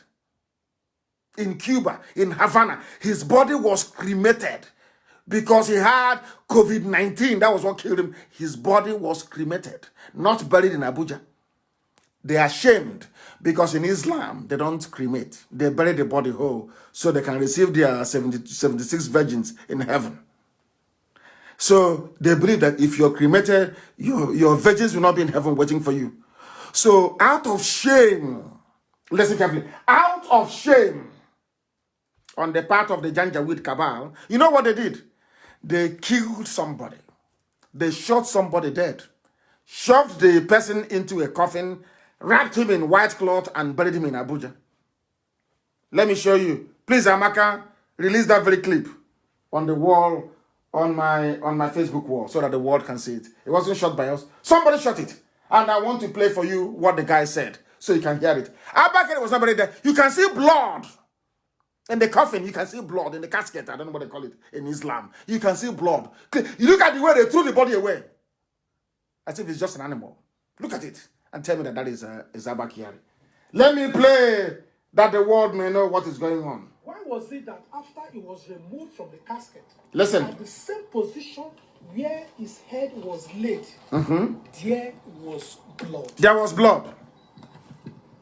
How? Look at it. There was blood. Fresh blood from the back. Fresh blood from the back of the head of whoever they buried. It was trapped and soaked the casket. Yes. Blood. They are lying to all of you. We all see, but we look differently. Nigerians are not as stupid as politicians wish us to be. I think most are stupid anyway. Look at it. They're not doing it. Look at the casket. Look at the blood inside it. Can you see the blood in the casket? Amaka, I hope you have released it. Can you see the blood inside the casket? Fresh blood. Fresh blood inside the casket. Somebody killed. They killed somebody. Coronavirus. They killed somebody. Was bruised. They killed somebody. They killed somebody and put the person in the grave. He was shot by the virus. The virus doesn't carry a gun. Does coronavirus carry a gun? Casket of Abba Kyari. There's blood in the casket, or where the head is supposed to be. There is blood. The casket, blood, fresh blood. They tell you, but I told you live on air. I told you before the burial. I told you the man is dead. He was cremated. Some people, they love to doubt me for the sake of doubt. I don't know why. Anything I tell you is gospel from heaven. You cannot go wrong. If you go by whatever I tell you, you can never go wrong. I told you, he was cremated. His body was burnt. He was diseased. His body was burnt. In Islam, He cannot make heaven. And because of that, they are lying. Because of that, they are deceiving themselves.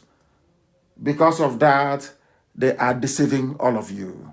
They want you to believe something that did not happen. And some of you childishly bought it. That is why I call Nigeria a zoo. That is why I call those who inhabit it zoo animals. You have eyes, but you cannot see. You have brain, but you cannot reason. Look at the casket again. Look at the video once again. You will see the blood very clear. It is very fresh. You will see how they threw the body out very quickly and rushed it into a very shallow grave. Coronavirus doesn't come with gun, AK-47, no. Whoever they buried, they shot the person in the head. And as I said before, are you sure it is not Hoshibanjo? There's something called in Yoruba called Abubaku. You know that thing, when a king dies, they kill somebody to go with the king. Are you sure it's not what has happened there? Very, very sad indeed. Very, very sad indeed. Very, very sad indeed.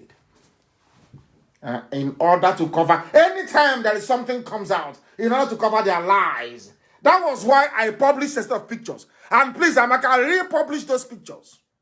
3 different men they have given to Aisha. 3 men. Anytime they say, this one is going to play Buhari today, they give that one to Aisha. She will come out with that one. After acting their movie, they go back. The next week, they bring another one. Because it's a very tiring business to be pretending to be somebody you're not. I posted the pictures on my wall. 3 men, different men. They put makeup on their face to look like Buhari. They say, Aisha, come here. Okay, follow him out. And that's the nonsense they've been doing to all of you. You have eyes, but you cannot see. You have eyes, but you cannot see. Very sad indeed. ECOWAS leaders, they claim appointed Buhari is a lie. They didn't appoint him anything. Nobody appointed nobody. Ask them to show you the clip. It was televised. Are they discussing the invasion of Brazil? Are they discussing how they're going to fight aliens? It's not about COVID-19 that every country in the world does in the open. Is there something strategic about the meeting that it cannot be shared with the public? Show us who nominated Buhari. Show us who seconded the nomination. Show us his acceptance speech. On that, every of their lie is exposed. Because nothing like that happened. Absolutely nothing like that happened. They are deceiving you, they are lying to you, and they are using Yoruba media to do it.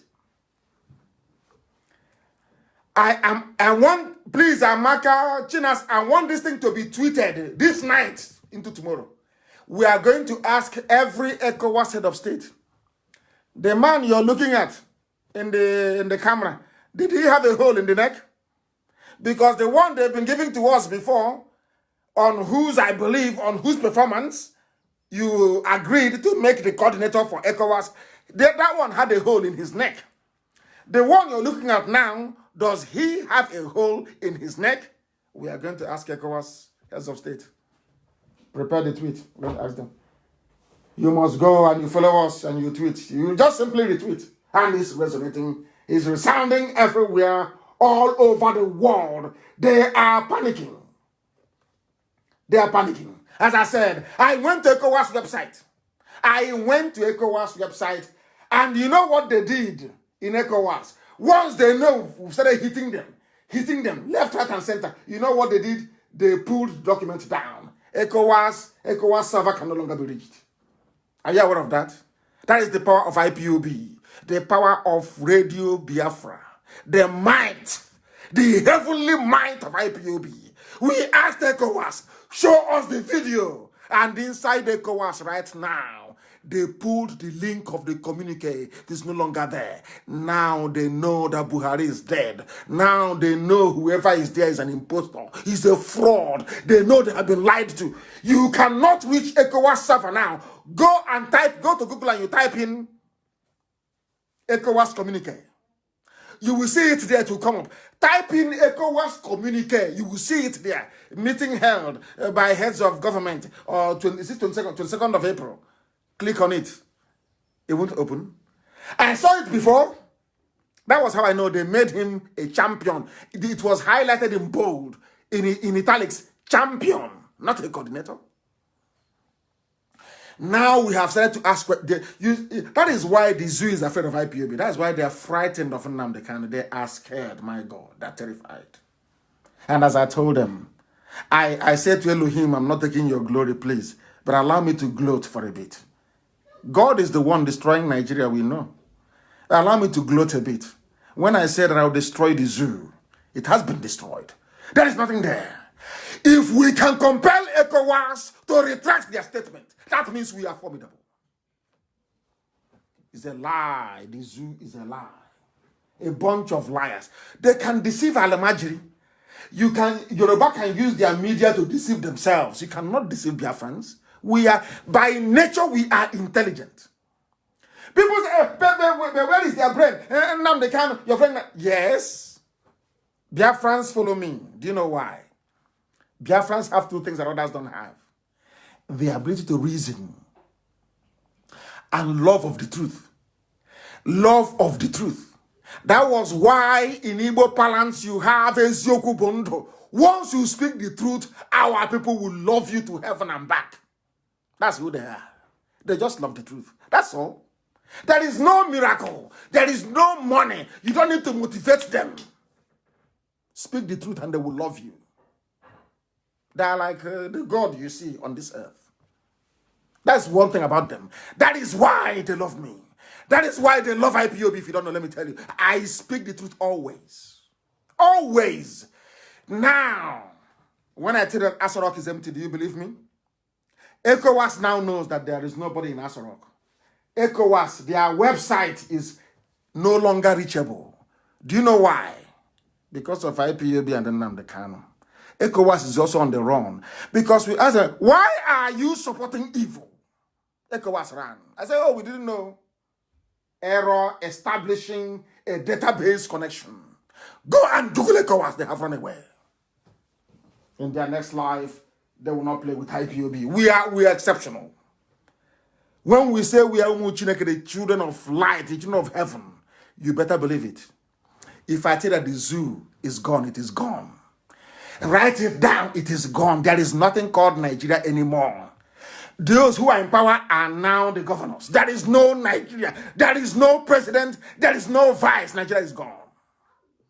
So that in your next life, if you hear Nnamdi Kanu, you will know that you are blessed. You know that you are blessed. They were opposing ECOWAS, and I'm sure even if you ask the chief editor of The Economist, they will deny that rubbish. They wrote about Abakiari. Because people, look at me, I am not a journalist. I am not. When I begin to analyze the rubbish they wrote about me, I will tell you how we began. I am not a journalist. But I ask questions. I asked ECOWAS, how come you are allowing somebody with a hole in the neck to claim that he's Buhari? They went to their website, they quietly took off the communique. So and I want to ask the idiots that published it, all the editors that published that nonsense. So where did you get your information from? Oh, Femi Adesina told you. You didn't verify? You didn't verify?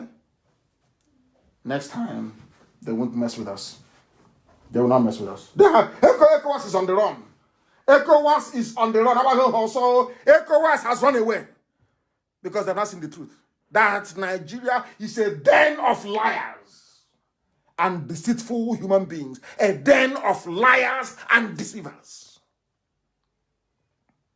Somebody from Yoruba, a small boy from Yoruba land is sitting down inside Facebook writing algorithms, how to reduce and suppress people, number of people following me, those who can participate in my program. Oh, this week they've allowed us to go up to maybe 15,000 before coming down again. So a human being, tomorrow he'll say he's an intellectual. That's how they behave. I fight. If you want us to be very reasonable and very polished, fine. You want us to speak Queen's English, I'm all for it. You want us to go into the gutter and use broken to squash ourselves. I mean, if before you come into the gutter, I'm already there waiting for you. I mean, inside we go into the sewage and we play it deaf if that's how you want it. The zoo is gone. We have destroyed the zoo. It's gone. Don't be upset. I don't want to take the glory that belongs to God. God gets all the glory. Allow me, please. I want to gloat a little bit. I told them I will destroy them with the truth. No bullet yet. Oh, that may come later on. No bullet yet. I said I will destroy Nigeria from this pulpit of truth. And it's done. We have no president. Now, even ECOWAS have discovered that you're a bunch of liars. And they have deleted the nonsense that they wrote, calling it a communique. Go and look for it as if you can. It is no longer there. It's gone. And now, they are now calling them frantically. ECOWAS headquarters, please, is it also in Abuja? Put it back, put it back. Nnamdi Kanu is on the air. He's telling the people now that you removed it. Put it back on again. That's what they're going to do. Better we've done it. You have seen there is no link to it. It's a lie. It is a lie. Bloody criminals. And some people are doubting me that Nigeria has a government. But how can Nnamdi Kanu be saying this? That is something. I now want to bring you the latest from inside that rock. That there is nobody there. Lord have mercy. Lord have mercy. Zoo is gone. And I will never stop thanking Elohim. You see, every day, I remember when I went to Jerusalem, I went to the wall, to the temple built by Solomon, built by King Herod. I went there to pray, and I keep saying to God in heaven, they said, what do you want? I said, I want Biafra. I want nothing else in life, only Biafra. I don't mind if I sleep outside. I don't need a house. I don't need a car. I need nothing. Just give me Biafra only. And you've done it for me. I said, okay, go, I'll give you Biafra. It's going to be very tough, but I'll give it to you. Remain on the path of truth, and today the zoo is gone. The zoo has collapsed. Otago, it has fallen, never to rise again. It is gone. How do you know it is gone? There is a saying in Igbo language, the wife will tell you to use your tongue to count your teeth. We want to use our tongue tonight to count our teeth. And listen very, very carefully, please. Listen carefully. Remember that meeting that they said the governors had with Jubril. They called him Buhari. And I came to on air and I talked about it. You know what they did? They have changed their tune now. They have changed. Hey, they have changed completely. It was no longer Buhari they spoke to. This is the entire governors of the Federation coordinating on COVID-19, how to feed people, how to manage their various emergencies. Hey. Do you know how I knew? The day I knew that there was absolutely that there actually nobody inside Sorok. Well, how was the way that Mike spoke? I knew. You know, we have sense. Once Mike spoke, I said, it's over for the zoo. If there's anyone there who wouldn't have spoken that way. That governor's meeting, this is somebody they want to make us believe that ECOWAS appointed him as the coordinator. He could not even coordinate his own governors. Because according to this letter, written to Boss Mustafa, not written to the vice president, not written to the president, given the seriousness, given the national importance of this intervention program, it was not even chaired by the president. It was chaired by the vice, they claim. And the letter was written, you know, that's so stupid. The letter was addressed to Boss Mustafa, an ordinary secretary to the government, about a government intervention plan. Governors are writing to the secretary to the government. Hey, RMA. Hey, Zoo, who did this to you people? I keep asking you, which school did you go to? Where did you study your own government? Where? Let me read the letter for you. This is the letter that confirms there's nobody in Asarok. It's just a confirmation letter that there is nobody there. Let us use our teeth to, our tongue to count our teeth, please. Listen carefully. This letter came from the Nigeria Governors Forum. I don't know if you have it, please circulate it. If you have this letter and want it circulated, I need it to be on my wall. I want it to be on every platform, please. Hey, I want it everywhere. This is the proof, complete proof. There's nobody there. They are marking time. And COVID-19 is not relenting. Most of them are down. I said most of them are down. They will never rise up again. You watch and see. I said to them, give me Biafra. They said no. They locked me up. Give me Biafra. They said no. We will kill you. Give me Biafra. They said no. You're terrorists. We're going to do all we can to extradite you. They're talking rubbish, of course. And I said to them, if you do not give me Biafra, Somalia will be better. I am sure even Somalia, as poor as they are, what people are passing through now in Kanu, they're not passing through it. That was why El Rufai packaged a few diseased Almajiri and sent them to Enugu, so that we can also feel the pain. They were planning to reduce the population of Biafra. When even I was in prison, they said yes. When they offered me 5 states, you can take the 5 states. One came to me, yeah, you can take it, but we'll make sure that your population is reduced. Now, you see what God is doing? I'm not happy that anyone is dying anyway. God knows I'm not happy. I hate to see people suffer. I've been through bereavement. I don't want to see anybody go through that. But when you plan against Biafra, this Biafra is under God, not under any flesh. That is why we call Chukwukika Biama the supreme of the supreme. We don't go through anybody. We go to God direct and say, we are your children. Let your will be done.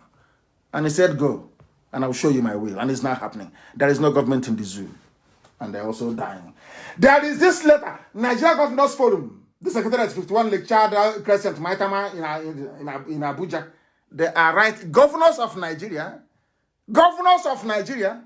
is addressing the letter to secretary to the government. You know, people who are not well informed, people who are not well lettered, people who are not of a sound or sane mind will tell you, it doesn't matter, but it's the secretary. I now challenge you to show me any letter in America that operates a similar system where the Governors Forum in America ever wrote to anybody in the White House apart from addressing the President of the United States of America. Show me anywhere in the world that you have states addressing a letter to a president, head of state, a letter of national importance, a letter of national urgency, a letter that should convey the very dire situation of the citizens of that very country, and they're addressing the letter to an ordinary secretary to the government and the chairman, Presidential Task Force on COVID-19. A letter of national importance when heads of state come out every day to let the world know how they are coping. Let's read the letter so you understand what I'm saying. That Asura is empty. COVID-19 protocol. Nigeria Governors Forum imputes on the proposed presidential intervention. Nigerian governors are writing to the president, but there's no president, so they have to send it to Boss Mustafa. The man that I told you a few days ago is the one actually making policy pronouncements. Remember I said it? On what did I broadcast? That was on Wednesday. I said it's on Wednesday. This man I don't know that he's even gone further. He is now Abba Kyari's replacement, albeit on interim basis. Let's continue. I'm now reading the letter, please. Listen very carefully. Please refer to the above subject matter and to our teleconference meeting with the Vice President on Wednesday, 22nd of April 2020, that they had a meeting with the Vice President. But initially when that meeting was going on, the governors were saying that they're having a meeting with the President. Now that they now know that ECOWAS has pulled the rug from underneath them, they have now changed. It is now Vice President. Let's accept and proceed. Recall, at that meeting, it was agreed that the Nigeria Governors Forum articulates the issues that it would want to be included in the next presidential pronouncement on COVID-19, so as to have a uniform and coordinated policy on COVID-19 at both the national and subnational levels. Subject to Mr. President's approval, oh dear Lord, writing to head of state, even anybody in the UK can write to Boris Johnson direct. They can give it to whoever. You can write to Martin Downing Street. When you're writing a letter to Her Majesty the Queen, you can just say Queen Elizabeth R, which means in her reign, and then they can give it to whoever to open and then to respond to you. I can't understand it. Governors meeting on a matter of national importance and emergency, and they're addressing the letter to a Boss Mustafa to plead with the president. Have you heard of such rubbish before? Only in the zoo. Only in the damnable zoological republic. We have sunk them. Let us continue. Subject to Mr. President's approval, the governors want the following incorporated into whatever speech he's going to make. When was this letter written? Of a national... Listen, I want to speak in Igbo. Listen very carefully. You know, this very ancient language keeps coming all the time. It's the language of heaven. And I'm in the spirit. So I need to speak language of heaven. Sometimes I speak the very language of heaven. The language that the angels speak before God.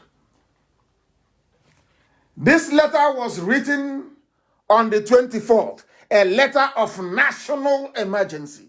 Today is the 26th. As they say, a week is a long time in politics. It's been over 48 hours. There is no movement. Nobody's telling us when somebody is coming live or even recorded to address all these issues. And there are people dying in Kanu.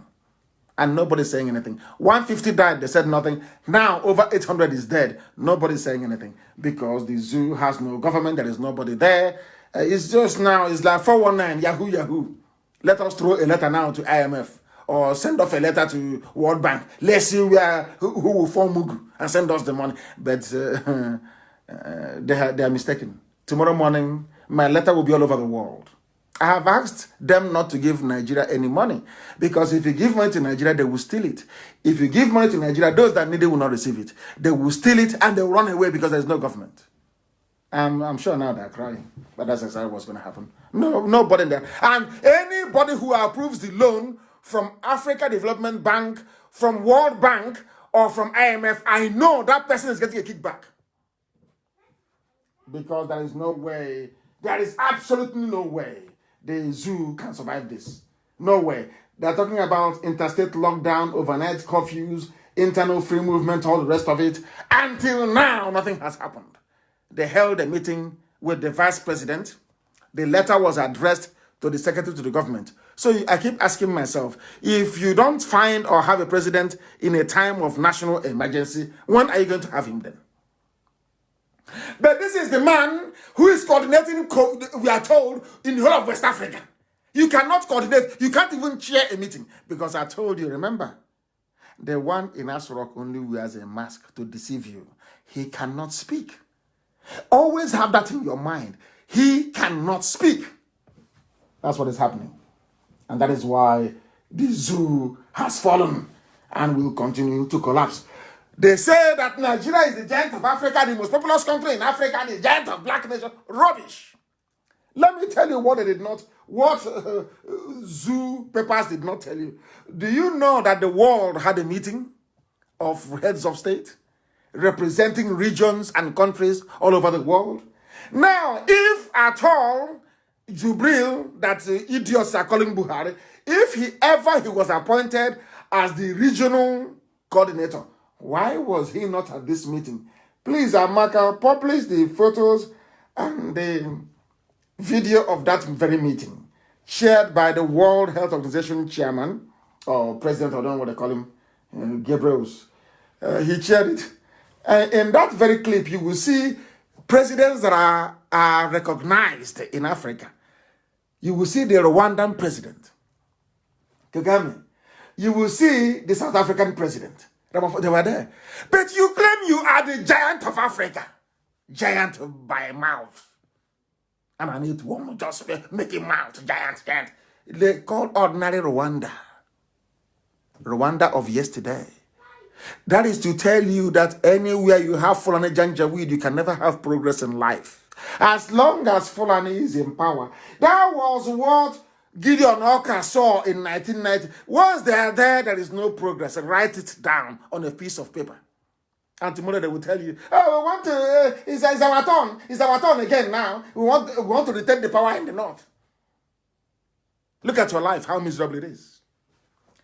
In that very Zoom they had, you can see all the heads of state. You can see Kagame, ordinary Rwanda. You can see, because everybody now knows that Buhari is dead and Jubril has run away. He is refusing to come back. They wanted to send him a jet to go and bring him back, and he said he's not coming. I don't know if he's going to seek asylum in Cuba. I don't know. But we're monitoring that very situation. We are monitoring it. The zoo has collapsed, gone completely. Finished. Infinito is gone. Look at world powers holding a meeting. World powers, there is no Nigeria. It's only by mouth. Most populous nation is a black power. Rubbish, you are nothing. You have exposed your stupidity. Only 4 years of Fulani government. It took them only 4 years to destroy everything. And tomorrow, an idiot from Fulani land will say, I want the president of Nigeria. And the Yoruba media will be running around trying to write for them and work for them because people are hungry. Very sad indeed. We must proceed very, very speedily. Very, very speedily. And then to add it again, let me pour gasoline on the fire. Because I want to prove to you, beyond every conceivable doubt, that Aso Rock is empty. I want to play for you a clip by their first lady, Aisha. And we are still using our tongue to count our teeth. Don't forget that. We are still engaging our brain. Don't forget your brain. Don't allow yourself to be distracted by what the E-rats may be saying. Use your brain. We want once again to use our tongue to count our teeth. We are going to listen to Aisha. And after listening to Aisha, you will tell me if there is a president in Nigeria or not. Listen very carefully, please. Listen. As we did not buy votes, we form a government. Yes. The government that have overthrown an incumbent. Yes. For the first time in the history of Nigeria. Yes. Listen. Afterwards, we're expecting to have a teamwork. A teamwork. We had a bit of teamwork, but it wasn't full. All the achievements that have been listed for the past 1 month, people have been singing the songs of achievements. We will have achieved that within 1 year of the administration. Are you listening? Are you people listening? This was the 4th year of the administration. She is saying that everything that they achieved within 4 years could have been achieved within the first 1 year. And you're telling me that the husband is alive. You are telling me that the husband is alive. She's saying it that there is nobody. They have hijacked Aso Rock. That is what Aisha Buhari is saying from her own mouth, her own words. And some of you still think that we are stupid. You think we are dumb. That hinders a collective teamwork that we have started. Teamwork? A woman in Africa talking about teamwork when her husband is head of state. Who is that woman? Who are you? It's not done anywhere in Africa. Maybe in Europe or elsewhere. A woman talking about teamwork. Her husband's presidency. It is teamwork. Telling Abba Kyari when he was alive and Garba Shehu that chased her from her quarters in Aso Rock. And some of you are still hopelessly thinking that rubbish there is Buhari. I weep for you. I weep for your ignorance. I weep for your stupidity. A woman in Africa, a Muslim woman, Islam, talking about teamwork when her husband is alive. Are you deranged? They will take you to the back of the house and they will slaughter you like a ram. That is why you see her with different men all the time. Because you people are blind. That is why they can bury somebody that was shot dead and dripping blood and tell you it's Abba Kyari and you believe them. May God have mercy upon your ignorance. Some of you are so useless, it's untrue. Oh, God forbid. God forbid. This is the evil that Channels TV and Punch and the rest of the Nigerian media have been hiding from you. They cover the truth from you. They make you blind. People read newspapers to be able to advance their understanding of current issues. In the zoo, you read a paper and they blind you even more. They blind you. Zoological Republic. Even the media. Nobody is safe.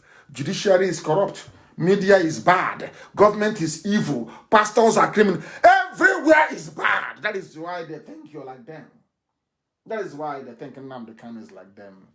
That I serve my people for something because of money. You're insane. I will demolish you in a short while. This is the evil that the zoo have been covering. That is why they keep going back to World Bank. They go to IMF. They go to Africa. They're always asking for loan. Loan after loan. Loan after loan. That is the idiot that will be in charge of ECOWAS. COVID response. Unbelievable. Unbelievable. People think we are daft. But we are not daft and can never ever be. Not now, not tomorrow, not ever. And there's something I want you to distribute this evening. Go and look for it. Chinas, put it everywhere, please. Put it everywhere. There is a video. It's called Buhari Performs Lesser Hajj. Buhari performs lesser Hajj. Ever since Buhari came out of detention, this is Buhari, the dead Buhari. Are you listening? He was in Saudi Arabia performing lesser Hajj with the wife Aisha, when he was alive. And do you know the funniest thing? Surprise, surprise. The last time that any Buhari, a man performed any Hajj, did the big one or the small one, was in the year 2016. The last time President Buhari performed any Hajj in Saudi Arabia was in 2016. From 2016 till now, there have been no Hajj performed by somebody they say is Buhari. And now he's looking younger. He's looking lighter. He's looking fitter. If Buhari can go to... If Buhari can go to Hajj when he was a rickety old man, how come now that he's a fine bobo, very young, very fresh, he can no longer go? Does that make sense to you? Buhari was a very deeply religious man.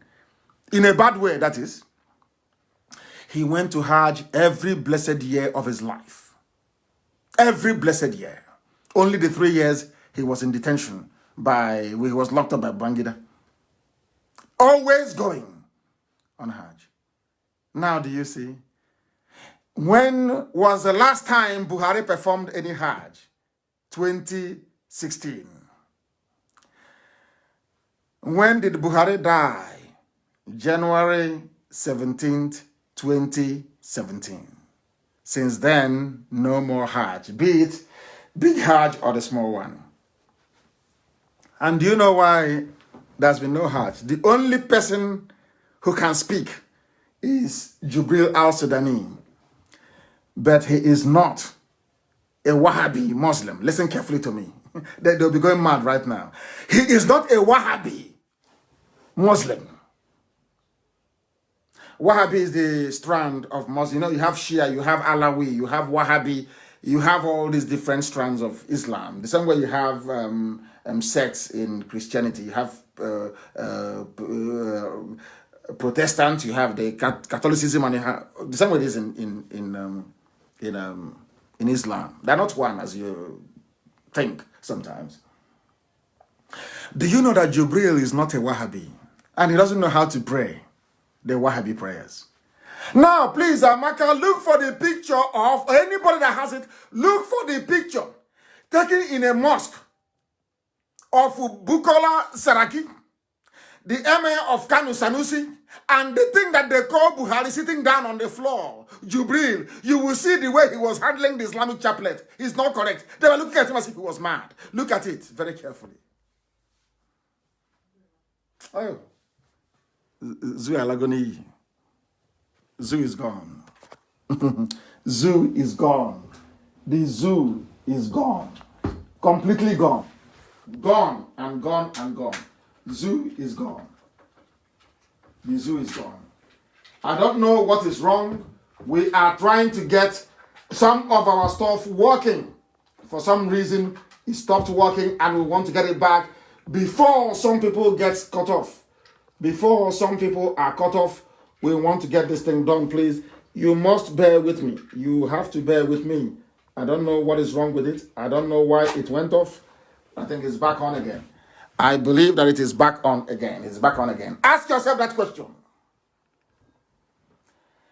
Go and look at that picture very well. You will see two of them looking at Jubril. Jubril does, I don't know what they call that Islamic chaplet. I've forgotten the name, what they call it. Islam,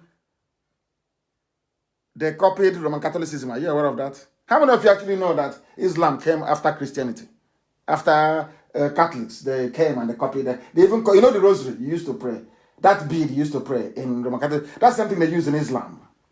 Because Muhammad copied it verbatim. And so then Angel Gabriel told him, go and check it, you will see there. The same rosary, you know, Islam, let me call it Islamic rosary. Islamic rosary they used to pray. Go and look at how Jubril was handling it. He was not handling it very well. He wasn't. And they were looking at him in horror, in shock, thinking, what is this idiot doing here?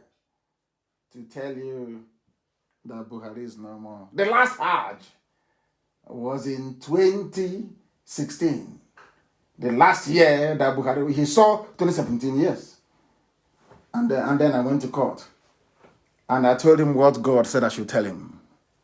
And he died. He fell down. I was in court. He was watching a live feed of me appearing in court. God gave me a mission. God spoke to me that I should show him the word of God. That if once he sees it, he will collapse. He will never get up again.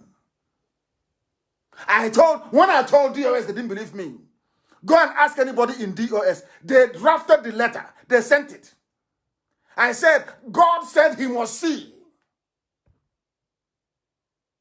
The book of Exodus. Once he sees it, he will collapse. He will not get up again. I was in prison. I got a revelation. And I did exactly as God told me. He was watching me live. On the 17th of January of 2017, I was in court. He was watching the live feed. Once he saw the word of God, he collapsed, went into a coma, and died at King's Hospital in London. Never recovered till this very day. They don't know who they're playing with, do they? They're mad. Go and ask them when he collapsed. He was looking at me and he collapsed. Go and ask and they will tell you. Who ordered the raid in my house? Was it not Abakari who ordered the raid in my house? Watch what will happen to all of them, one after the other. Watch and see what will happen to them. That they may know that this God I worship, Chukwukika Biama, is indeed supreme. I don't go through anybody, to God direct. Because this very mission he gave to me. The last Hajj was performed in the year 2016. Since then, there is none. Maybe tonight, they'll start running around, trying to put something together. They will try to lie to you. They'll start editing a video now, this night. Let them edit and bring it out. I will dissect it live on air. I told them, they should have listened to Bishop Ngila. They should have listened to him. You should have negotiated and given me Biafra when I asked you to give me Biafra. When you gave me 5 states and I said no. Give me Biafra and I will go. If the rest decide to stay with you, that is your business. Allow me to have a referendum, and you said no. And God said he will destroy you. And today you're destroyed completely beyond recognition. That you may know that this God that we worship is indeed supreme. I said, Nigerians, just what I said was going to happen to you.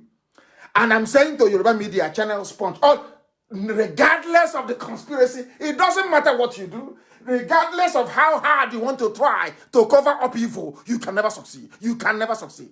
This Biafra has come to stay. You can't do anything about it. Instead of Biafra not to come, believe you me, God will every ethnicity in Nigeria. Everybody, every ethnic group will go down. Write it down on a piece of paper. That you may know. So that the day we raise Biafran flag, everybody will worship God. That's what he wants. Everybody will worship him. That you may know. Evil is everywhere. But are we not winning? We are winning. The last Hajj was performed in 2016. Go and publish the pictures of people complaining in Kanu. People are complaining. There is no food. In the midst of hunger, there is a pandemic. A very deadly combination. And who are the people responsible for the state of affairs in Nigeria today? It is Fulani cabal. Fulani rule. Fulani. They know nothing. They pretend they know something. Their brains are empty. And instead of Yoruba to tell their Fulani masters, what you're doing is wrong, it will not work. They say, oh no, Ejosa. Trying to cheat the Igbos. That's what they're doing. How do we cheat them? That's all. And when they were thinking on how to cheat us, God in heaven had other plans. And that plans is being made manifest now.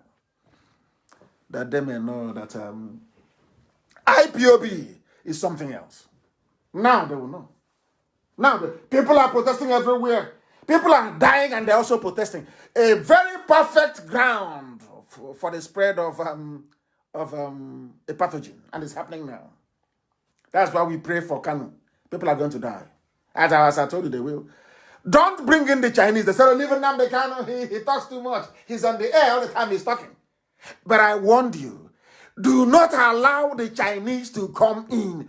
If you see them in your community, drive them away. If you see you people are going to die, you will die, I'm telling you. This will they boil a cat alive. And the cat is alive and they're eating it. Okay, you will see. It seems you don't know. Yoruba must change their ways. They must change their ways. They must change their ways. They're going to suffer. When I get to what I have to say later on, then I will add a few things to it. Because right now, people are dying also in Yoruba land. Do you know why they're dying? Remember a few months ago, I keep saying remember. I hope you're remembering. A few months ago, I told you that Fulani can never ever arrest their own and keep that person in jail. I told you that. After a few days, 50 Boko Haram standing trial in Bauchi, or is it in Gombe? Rubbish. And I also warned all of you, the reason why they give you, always they send to you Fulani police commissioner, is to control you. It is to control you. But when I tell you about it, they say, oh, he insulted Nigerians. He's rude and insulting. He is not like he should be talking like a statesman. It is people talking to you like a statesman. That is why you don't have any water. That is why Fulani are killing you. Nobody can talk. That is why you have no good roads. That is why hunger is wiring everybody every blessed day. Because you prefer cosmetics to substance. I tell you the truth, so you can repent, both inside and outside. Repentance is more important, if you don't know. Now listen, this is from Ondo Monarch, Ondo State, Ondo State. From a traditional line in Ondo State, published by the same Punch, the Gota Punch paper. It's the Yoruba News, I will read it. Police have always released any headsmen arrested for attacking us in Ondo. Now I ask Yoruba, why are you supporting Fulani regime? Why? This is your monarch. A Yoruba monarch is complaining. Every time we arrest them, give them to the police, they always come back. This man is Oba Williams Akin Yemiju. He is the Olugushin of Igushin town in the Akure North local government area of Ondo State. He gave an interview. We arrest them. They attack us. They kill us. We don't want to kill them. We are peaceful. We take them to police. Police will release them because they are Fulani. Fulani killers. And when I tell politicians in America that police, army, and that they are working together to kill, they say, oh no, they're looking for water to drink for their cattle. Ondo Monarch. Not IPOB, not news from Biafra, from Yoruba land. And then I ask Yoruba, why are you supporting Fulani? I ask you. Why are you supporting them? You want your people to be dead as well? You want your people to die? Is that what you want? Is that what you want? Fulani people are everywhere killing. Imagine if it were Igbo people. Imagine if it were Biafran people killing. Imagine if it were to be a job or if it could be killing people. What would they say? What would the world say? They will kill all of us. Even those in America, they will kill everybody. But here, all we do is we complain. COVID-19, headsmen, terrorists, kidnapping, killing. Where are they killing? In Benue. They are killing in Delta. They are killing in Southern Kaduna. Huriwa, which is the Human Rights Writers Association of Nigeria. Alerts Buhari. Which Buhari are you alerting? The one in Saudi Arabia in a grave? Or the one with a hole in the neck in Cuba? Or the one that even the governors cannot see? Okay, address a letter to... Address a boss, Mustafa. Maybe you get audience. Do you see how bad Nigeria is? They are now treating... The killing of people is no longer news. It's nothing. They are killing us, kidnapping and killing in Benue. Nothing. Benue, are you not the people that they lied to and said Biafra is your problem? Delta, are you not our own Biafra that they came to you and said, oh, you're not Biafra, you're Niger Delta? Has it stopped them from killing you? Hasn't stopped them from killing you. Repent. That is the essence of this program. All of you must repent. Don't even apologize. The time is not now. It's not right for apologies. Later on, you can apologize. Right now, you must repent. Yoruba must look at themselves and say, from today, enough is enough. This Fulani nonsense is too much. But of course, they have Yoruba Muslim in Kwara. That is the problem we have. Those ones, they will never change. That is the only problem they have. How they can overcome it, I have no idea. They should try. They should try and overcome it. We are live and we are direct. The time now is 19 minutes past the top of the hour. The whole world is listening. 19 past 9 in the evening. Let me preach the gospel of heaven. People are saying that their data is running out. Let it run out. We are preaching the gospel sent from heaven. That's what we are doing here. And dissecting the zoo. That the world may know that they are nothing. They're a bunch of criminals. A bunch of criminals. And bumbling. It's not even the fact that they're stealing. The people stealing, they are useless. They don't know what to do with money. Now people are men and women, children are dying in Kanu. What can you do? Nothing. You're writing to Boss Mustafa when you have a president on a national emergency. Can you believe such rubbish? Only in the zoo. Only in the zoo. Buhari robbing the south to pamper the north. Of course, is Abakiari. Now is Boss Mustafa. They take everything from the south, they take to the north. Some people from the south will be supporting them. Yoruba media from the south will be supporting the north to enslave, to support terrorists, to kill, to pillage, to grab people's land, destroy farm produce, to bring in the Chinese to kill ordinary people. As people are hating politicians, hate Yoruba media, they are even worse. They are the ones encouraging them. Tomorrow you see them speaking English they cannot even understand. Trying to sound, to appear like CNN, trying to be like CNN. As evil, even more evil than CNN. Covering up the work of Lucifer.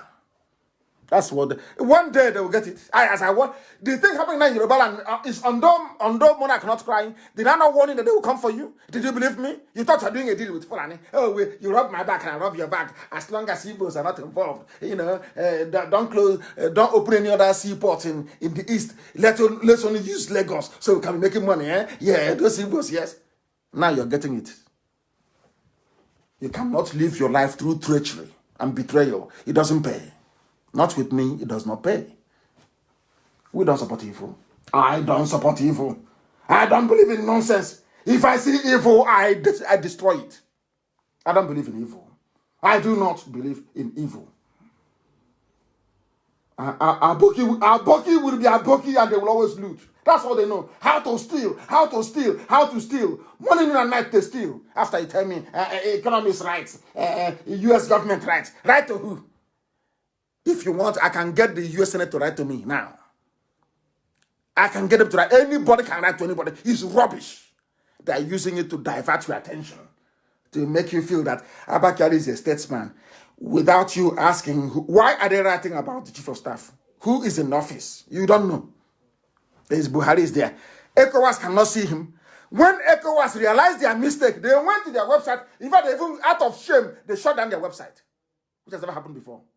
Earlier today it happened. When I told them that you're messing up, this nonsense you're doing is a joke. COVID coordinator indeed. COVID coordinator.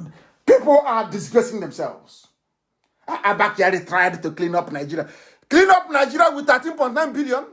I'm asking economists, did he try to clean up with 13.9 billion? He was buying broom with it to clean up. All the money he stole from NNPC is to buy broom to sweep the whole place. People deceiving themselves. I'm sure Tony Blair will be disappointed with Fulani, how they have messed up everything. You know, they love the Fulani a lot because they love to do rankadede. That is what that type of stupid mentality they want to plant in our land with the likes of Hope Uzodinma. You can't work with them. You don't work with them.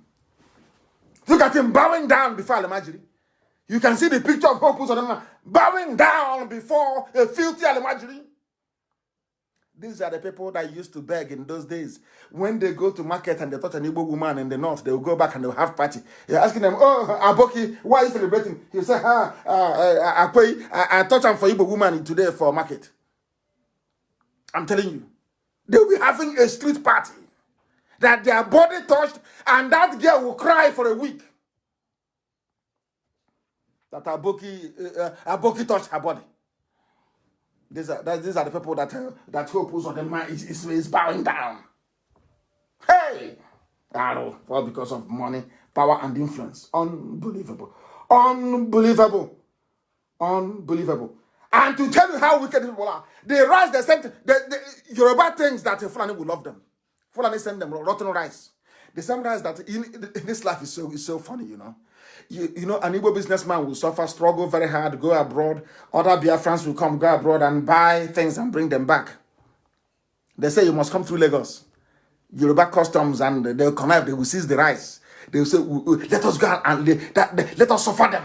We want to suffer them. We'll burn their market, we'll suffer them. You know the funniest thing? They seized the rice. Aboki was keeping the rice, Alamajiri. Now there is hunger in the land. They have gone to where they stored the rice. Of course, it's expired because you need to keep rice at a particular temperature, in an aerated room and all the rest of it. That is the expired, poisoned rice they're not given to Yoruba to eat. Isn't it? See how strange life is. How bizarre. This life is so strange, honestly. The same rice now they're giving to Yoruba to eat. The same rice they stole from Igbo merchants that brought it in to sell it. They closed the border. They seized it. Now it has gone bad. Now they have sent it to Yoruba. And now they'll tell UN that this is part of the palliative they're sending, that they bought the rice. But it was rice that they stole from innocent importers. That is Nigeria for you. And I keep wondering, how can somebody wake up in the morning and say, I want to be a Nigerian? I don't understand it. I just can't. I can't fathom it. I can't understand. The rice they sent to Oyo, contaminated, and now the governors of the West are saying, we no longer want it. We don't want to be a part of this nonsense. Absolutely rubbish. And now I'm going to deal very finally this evening with what they have written about me. I love it. I love this. It was written by a sophisticated moron. A Yoruba sophisticated moron. That is what one very clever man called her. I want to read everything line by line and I'll respond. That's how I am. If you write good about me, I read it. If you write bad, I'll read it out on air. Here is what they said. That's about Mazi Nnamdi Kanu. He was a Yahoo boy walking around in the streets of London. Number one, that was a Yahoo boy. I don't know who I have stolen from. And I'm making a public announcement tonight to the whole world. If I've stolen from you before, please try and come out and tell the whole world where, when, and how. And I will now tell you the reason why they always do this. Because if you, in those days in Aba, when we used to chase criminals, if the criminal wants to confuse people, you know what the criminal will say? We'll be saying Onyoshi. Onyoshi means a criminal. And people are pursuing this thief. We'll say Onyoshi, Onyoshi. Like, the same thief will turn around and be pointing at somebody else and say Onyoshi, Onyoshi, Onyoshi. Before you know it, he will join the crowd. You don't know who is the thief anymore. That's what the Yoruba does. That's what they do. And tonight, I want to let the world understand the reason why they do it, because they are criminals. And I want to prove it to you that they are. Let us start with the latest one. And why they love forgery. You know all this Photoshop that Femi Adesina is doing. You know all the forgery that... Let me tell you where it started from. Remember there was somebody called Kemi Adeosun. Can anybody remember her? Oh, you have all forgotten. Hey, Zoo. Why won't you forget? You forget about Kemi Adeosun. You forgot that bumbling idiot that's finance minister. When she wants to be Ngozi Okonjo-Iweala. She ran to London when she was discovered. What did she do? She forged the certificate. So, to all these Yoruba irats, to them, everybody is like a Kemi Adeosun. So when they see you speaking the truth, you're a scammer, you're a criminal, you're a Yahoo boy. And I'm asking them, because when I push you, I'll show you where to land. Who have I scammed before in life? Where? How? When? That is none. But it's just to damage my name because they know that people don't read beyond the headlines. If they say, oh, maybe Nnamdi Kanu, we should stop listening to him. We should stop following him. He's a Yahoo boy. Or they will think I will not read it. They don't know me very well. I will read everything you say about me and then I'll respond in kind. One, Kemi Adeosu is from where? A Yoruba woman. What did she do? Forged her way into office. She forged certificate. Because Oluwole is in Lagos. That's where they forged everything. That was where they trained Femi Adesina to forge in forgery. She was as a forger of certificate. She made it all the way to finance minister. But people who are learned from Biafra land are all over the world. Nobody will call him to be a finance minister. No one. He's a forger. Kemi Adeosun is Yoruba. I'm reminding the Yoruba boy writing this junk. I just want to, because the whole world is listening now, isn't it? I'm Nnamdi Kanu. Where did I do Yahoo? Where to who? Where and when? Yeah. Time, place. I'm giving you example. Those that you look up to in Yoruba land are criminals. I'm telling you now, and the whole world is hearing me. You know me, I don't fear any mortal, and I don't mince words. Listen carefully. The second person, remember MKO Abiola? Bashorun, the Honor Arekakamfo of Yoruba land. He was a criminal. He was a 419er. He was a forger. I'm saying it before the whole world. The person that you voted for, June 6th, or June 99, I don't know what it is, you voted for him. Do you know why Babangida did not give him power? Because Babangida told him that you're a thief like me. You stole money like me. So all these things you're saying about corruption, repatriating money from America is all rubbish. He is a Yoruba man. His name is MKO Abiola. He was a criminal that you are celebrating. They have, only in this zoo, you have public holidays to celebrate somebody who was a thief. How did Abiola steal, you're asking me? Because as I said to Yoruba, if you attack Nnamdi Kanu, I decimate you with facts and figures. Not your mama, your papa. No, I give you facts and I give you dates and I give you figures. There is a company called ITT International. These are the people that came to do work for Nitel in those days when they used to make telephone call from phone booths. ITT International Telephone and Telecommunications. Fela even sang with this, the thievery of MKO Abiola. Fela sang a song with it. This is the man that Yoruba intelligentsia is worshipping. He won the election, free and fair, but the man was a thief. But they won't tell you. The same way they covered up for Buhari, that was a brutal dictator, was how they covered up for Abiola. And what did Abiola do? They gave Abiola check when money had value. They gave Abiola check for the contract that he did. A check of 40 million naira for the contract for ITT. Are you listening carefully? I hope the world is listening. For Yoruba to dare to call me Yahoo. If you know what I did, go on air and say it. I'm giving you facts. How some of your people that you worship, how they are criminals. Hey, they are shutting down Facebook now everywhere. Even where I was monitoring this thing from, they have cut it. They have now shut down I tell the Yoruba is in Facebook. They are cut. They are disrupting. They are disrupting Facebook streaming on other platforms. You go to my page at Mazi Nnamdi Kanu. Yoruba is panicking this night. Mad people. Mad. You want to insult me? Calling me Yahoo. Hey! That's when I cannot. I will destroy you. MKO Abiola was a thief. International thief. That was what Fela called him.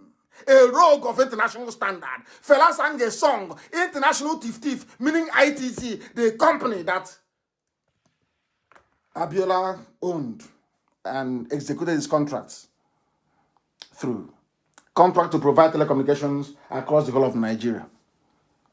Money had value. He was paid 40 million naira. Do you know what this man did? I mean, when money had value. Abiola went to Oluwole, the same place that trained Femi Adesina. So when you see Femi Adesina with Photoshop pictures, don't get surprised, it's in their blood. I'll tell you what happened. Abiola went to Oluwole in Lagos, gave them the check that the government had given to him. The Federal Minister of Communications gave to him. P&T in those days. Abiola forged and changed from 40 million to 400 million.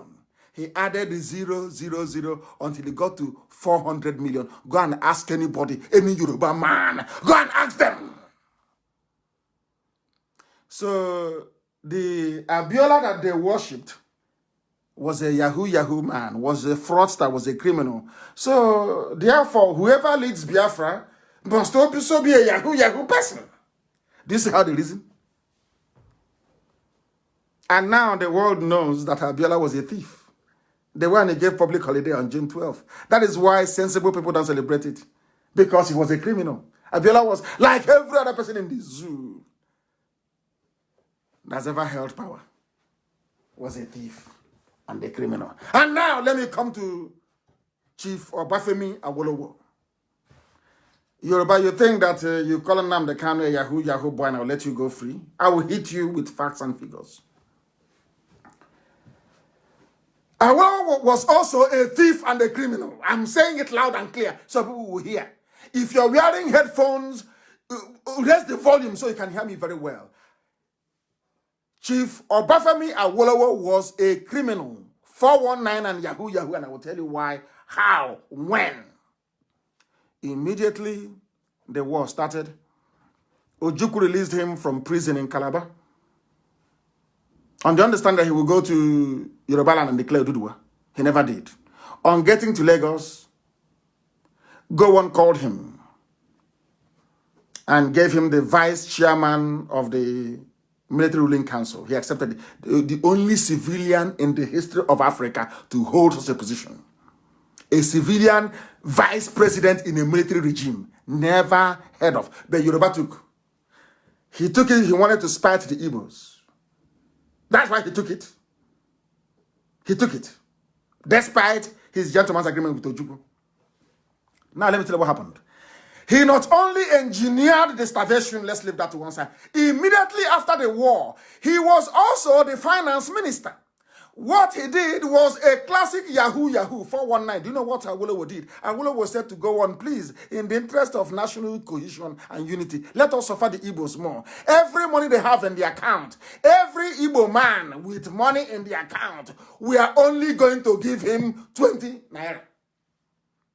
20 pounds. It doesn't matter if you're a millionaire.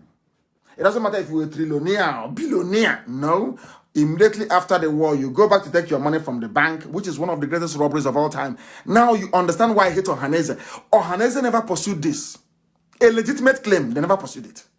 Because they went and they bribed some of them. As always. Awolowo took your money, or your family's money, because some of you listening are very young. Took my father's money. Took the money, impoverished us, everybody. It was a Yoruba man. Stole all our money. Invested it in Odua group of companies and the Dolu group of companies. Stolen money. Stolen money from the homes of Biafrans. Nearly 5 million killed, starved to the oblivion. He came back and he took our money. Nigeria never gave us anything. And we survived to, you can see how we are doing today, all over the world. Awolowo stole that money and was waiting, and was waiting, and was waiting. You know what he did with it? Oh, dear, these people. He was the one that advised Murtala Muhammad once Gowon was overthrown. He advised Murtala Muhammad that the best thing for them to do is to nationalize most companies in Nigeria. Most foreign companies. They did what was called indigenization policy. So every company, Shell had to go and register immediately as a Nigerian, as an unlimited, is it limited? Unlimited liability company in Nigeria. Shell. You know what Awolowo did with the money he stole from Biafrans? He went and started buying shares in all those companies. so that every Biafran MD, every Biafran CEO, every Biafran CEO equivalent was sacked, removed. Yorubas took over the entire sector. They bought over Coca-Cola. In fact, he was making money from Coca-Cola. Every bottle of Coca-Cola sold in those days, he would get 1 kobo from it. That was where Obasanjo learned to also charge MTN 1 naira for every card sold before he gave them the contract. I don't want Yoruba to provoke me. You don't call me a criminal without providing proof. But if I call you a thief, I give you proof. Let's leave it there for now and proceed. We must proceed because what they said about me is plentiful. And I want to bring it to the attention of the world. I want people to know. He went on to say that I was talking about on the street. I don't know where he got that from. If you are in England, I want you, there are Yoruba people working with people called the social services. If you are home, nobody can be homeless in England. In the UK, you cannot be. These are people, when idiots write it on reason, nobody is homeless unless you want to be. There is something called housing benefit. In other words, you will find a house and the government will pay for you. Nobody is a law in England. Nobody can be homeless. That's number one. So there is nowhere to be homeless. But let me even go further. For you to become homeless, you will apply for homeless payment. You apply for what is called the dole. You apply for social services help. I want these Yoruba people to go and ask their Yoruba brothers and sisters working inside social services in the whole of the UK, if my name has ever appeared there as somebody who is homeless or somebody looking for government help. Because I am a Biafran, we work hard from our mother's stomach. That's how you find. I'm not interested in, you said this, I said it. No, I'm giving you, if you want to do research as we do in IPOB, you go to the source and you do research. Ask any of the Yoruba people working with social service called, what's it called now? This unemployment depot, what's it called? The job center. Go and ask them. Please, go and Google my name. Give them my full name. Ask them, please check. Has this man ever claimed benefits before? Why do you think the UK government respect me? Why did they respect me? Ask, has he ever claimed benefits before? Way before Biafra. Way before IPOB. And you see the answers they will give to you. You said he was working on the streets of London, that he was homeless. And I have hosted Chekwa Sokoria in my house before. When Owazirike was normal, I hosted him in my house before. I've hosted Chekwa Sokoria twice in my house. When I was living in a flat and when I was living in a house. Ask Chekwa Sokoria of UPP where he came to when he came to London. Have you been to see Nnamdi Kanu before? Did you eat in his house when he got there? How was his house? Chekwa Sokoria will tell you before IPOB, before Radio Biafra.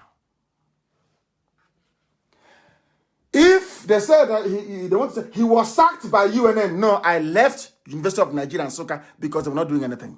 I left of my volition. Ask my father is no longer around. So continue to rest in peace.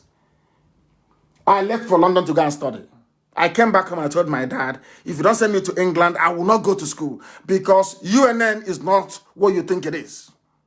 There's no longer a place fit for somebody like me. I am a thinker. I think. I am a philosopher. I reason. At Nsoka, I was not reasoning. Every time strike all over the place. I said, Robu, what nonsense is this?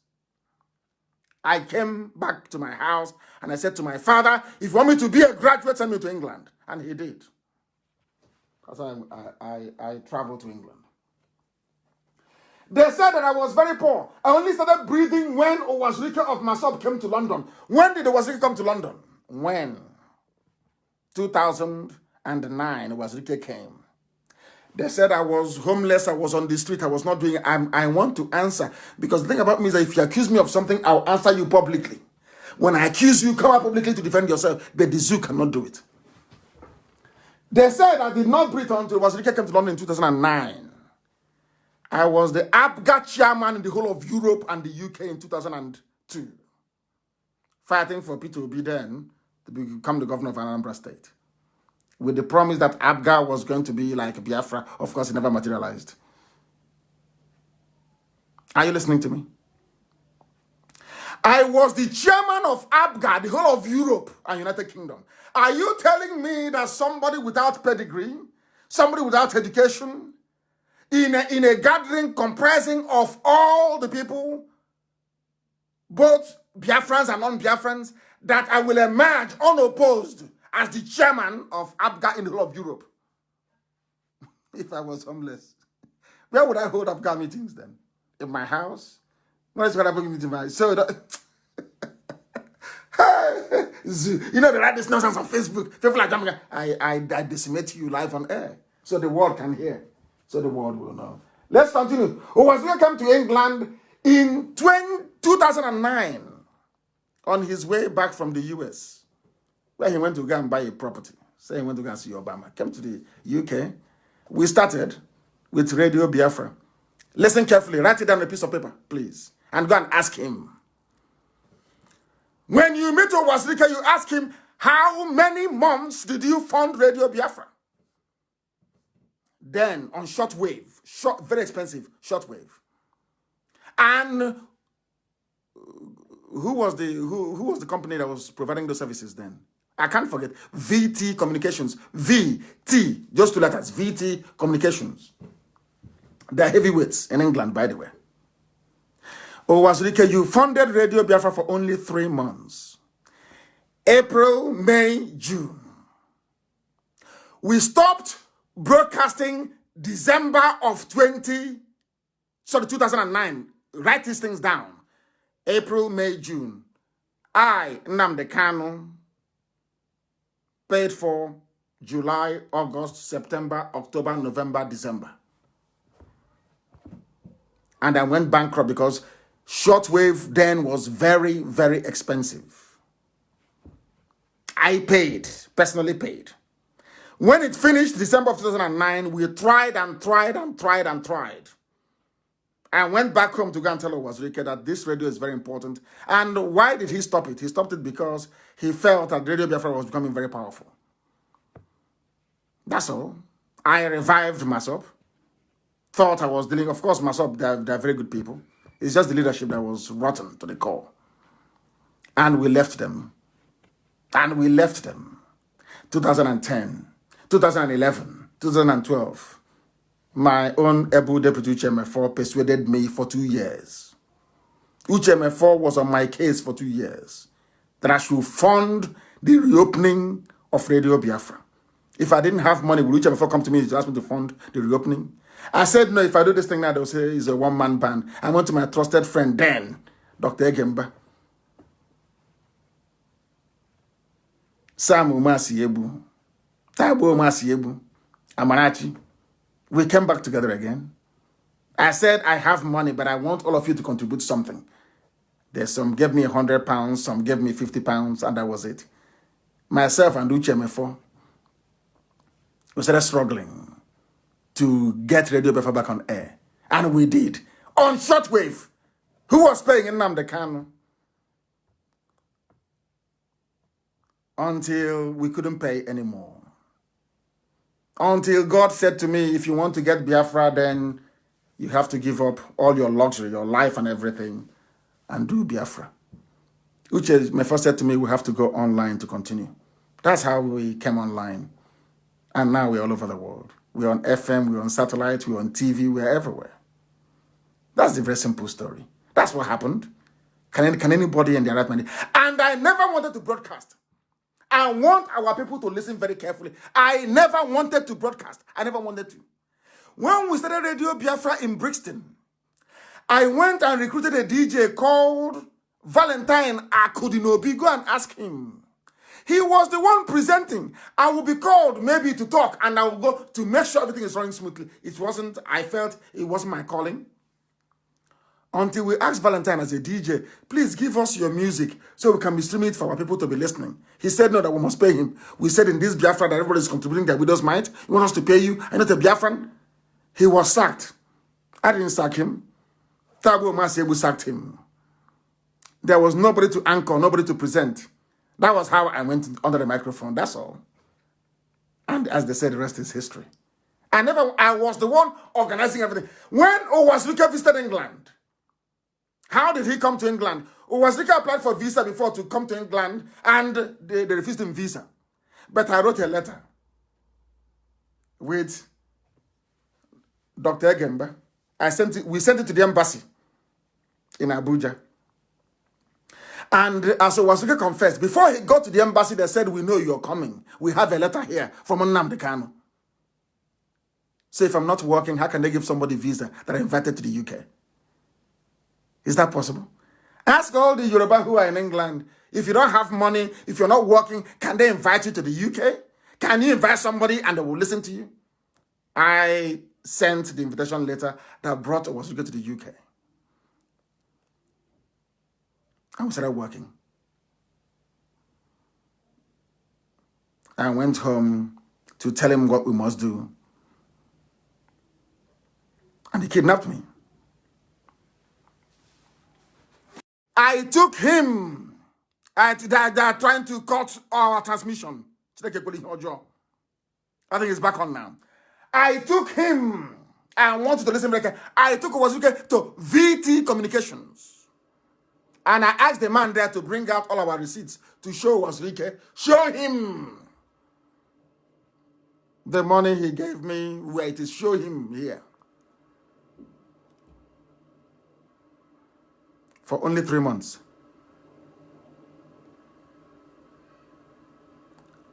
I paid for the rest.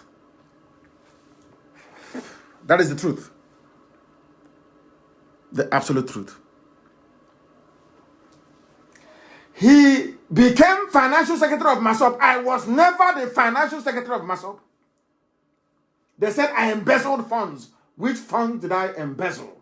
Who gave me the funds? Where, when, how? He took over Radio Biafra. Radio Biafra was dead December 2009 when I could no longer fund it. Wazirike funded Radio Biafra for only 3 months. Go and ask people. Only 3 months. I funded the rest. When we went back again on air in 2012, we went through people called WRN. When my money ran out, we went online. As simple as that. God said, this gospel you must preach. And we did. That's what happened. And heaven is my witness. I was no financial secretary to anybody. He said he took over the radio. He had no money. They said, I am the owner of Alpha Phoenix Consulting Limited. I have been paying tax to Her Majesty's government for years. It's my company. I own it. It's a consultancy firm. It's still at the company's house till tomorrow morning. It's called Alpha Phoenix Consulting UK Limited. Go and find it. It is there. You will see my name as the director and Dr. Egemba as the secretary. We own it. And we pay tax. If you don't make money, you cannot pay tax in the UK. And I pay tax for years. If you want to know the job that I did, ask those that know me. Ask Dr. Egemba to tell you one of the titles of the job that I held when I did paid work or when I worked for people. They will tell you. I manage white people, not blacks. I was at managerial level. Ask them. Ask them. They will tell you. It was somebody that went to a company I used to work for and said that I breached fiduciary, that I secured a very lucrative contract for my brother's company, Case Estate Services Limited, that was run by my younger brother in England. It was a Biafran that went and told the company that this very company, there was nothing wrong, that this company is doing so well with annual turnover of £250,000 every year. In those days, that Nnamdi Kanu is the brother. When we took them to court, they said that I am a senior manager in the company, and because of that, that I should have told them that my brother has an interest in Case Estate Management Services Limited. I'm giving you facts. And there people are writing rubbish. Every idiots come up, they write nonsense online. I tell you who I am. Are you going to tell me who you are? Mad people everywhere. Mad people everywhere. They said in 2015, Jonathan gave Nnamdi Kanu $2 million. If anybody that listened in 2015, I said do not vote. I called Jonathan a fool. I was the one that said that I want Buhari because Elohim gave me revelation. The person that will lead you into Biafra is Buhari, not Jonathan. How? How? Because Buhari will be so clueless and so evil that the circumstance surrounding the emergence of Biafra will become so apparent. This one is saying that Jonathan gave me 2 million. Go and listen to my broadcast, it's still there. On the eve of that very election, it's still there. They don't even listen. He quickly changed the agenda of Maso by creating Igbo awareness to attack Buhari and PDP opponents. Another fool writing. Now, let me tell you something I've never said before live on air. I have worked with Yorubas before in England. Anybody who is aware would know about a group called Concerned Nigerians. When we are fresh graduates, we thought somehow that things are going to get better for everybody. Let's go to Africa and build a dream African nation. They said Concerned Nigerians. Oh, dear me. This was happening around... No, I wasn't actually a fresh graduate then. We were in London working. We used to go to meeting in a place in Brixton. In 1999... they sent me home. Igbo Nation will send me home in collaboration with Concerned Nigerians that had everybody in it, including a very famous Yoruba army general. To send me home, I went home. Our brief was very simple: to stop the election by every means possible, so there'll be chaos. And what they wanted was sovereign national conference, so people can come together and discuss how the country is going to be. I hope people are following this very story that I'm giving on this evening. Do you know what happened? I was sent to travel home. I traveled home. And as soon as they brought out 2 Yoruba men, Olufalaye and Obasanjo, these very generals stopped contacting me. Are you listening? Stopped contacting me. So, right, it is them, left, it is them. That was the end of it. Ask people, they will tell you. So it's not today that we started this very journey. To free the people, to free everybody. Biafran's priority, to free everybody else. It's not today we started. Not today. Then he also said here that Fayose was providing him with... It's now Fayose. No wonder. Maybe that's why they're holding Oshibaja as well. He's giving me information. Nobody gives me anything. It comes straight from heaven. Revelation. That's why everything I say comes to pass. They say I'm drunk with power. I love my people. If you know how much I love Biafra, you cannot say such nonsense to me that I'm drunk. You don't know how much I love. You have no idea what I am prepared to give for Biafra. You have no clue. It means you don't know me. Oh my goodness. Why is this thing behaving like this? Why are they trying to cut this program? Why? I want to cut this program. I don't know what's wrong with them. Listen carefully, please. Listen very, very carefully. They said he has no house. He was homeless. He has no house. That's what they claim. If you know anybody who is Yoruba and who is into conveyancing, or a lawyer in the UK, ask them to use my name once again to do a search to see if I own a property in London or not, and when I bought that very property. Because every piece of land you own, because after all a house is a land as well, is registered with the land registry in the UK. And if you go to the land registry of the UK, you will see my name there. And you will see the year that I bought my property. And then you will be able to know. You will be able to know that all the nonsense you're writing is pure crap. You're saying it because you know that Biafra is getting traction. And you want to confuse yourself and not the people. I never met Governor Fayose one-on-one before in my life. He came to court to see me. We spoke on the phone. He congratulated me when I came out. And that was the end of it. He said, I'm power drunk. I've never done any work in my life. How was I able to fund Radio Biafra? How did I manage to pay for our leader's hotel room when he came at Millennium Hotel in Kensington in 2002? I paid for it. I booked the room where Ojukwu stayed, and I paid for it with my card. So if you're not working, oh, these people are mad. They said now Nnamdi Kanu is worth over 10 million pounds. Do you know why they said this? They said the reason why they propagate this falsehood is so people will say, oh, as our leader now, you have money already, so there's no need for us to contribute anymore to IPOB and what you're doing. They are playing on your intelligence. They know how our people react when it comes to money. They are playing on our intelligence. They want people to believe that if I have $10 million, believe you me. No, not up to that. Oh, you want me to tell you how much we have? I won't tell you either. But if I have $10 million, Nigeria will not breathe in the next 1 week. We don't. They are trying to get you to stop funding IPOB. That's all. They think we are stupid. They think we are dumb. Once we say he has money, other Biafrans will say, no, he has money already now. There's no need for us to contribute.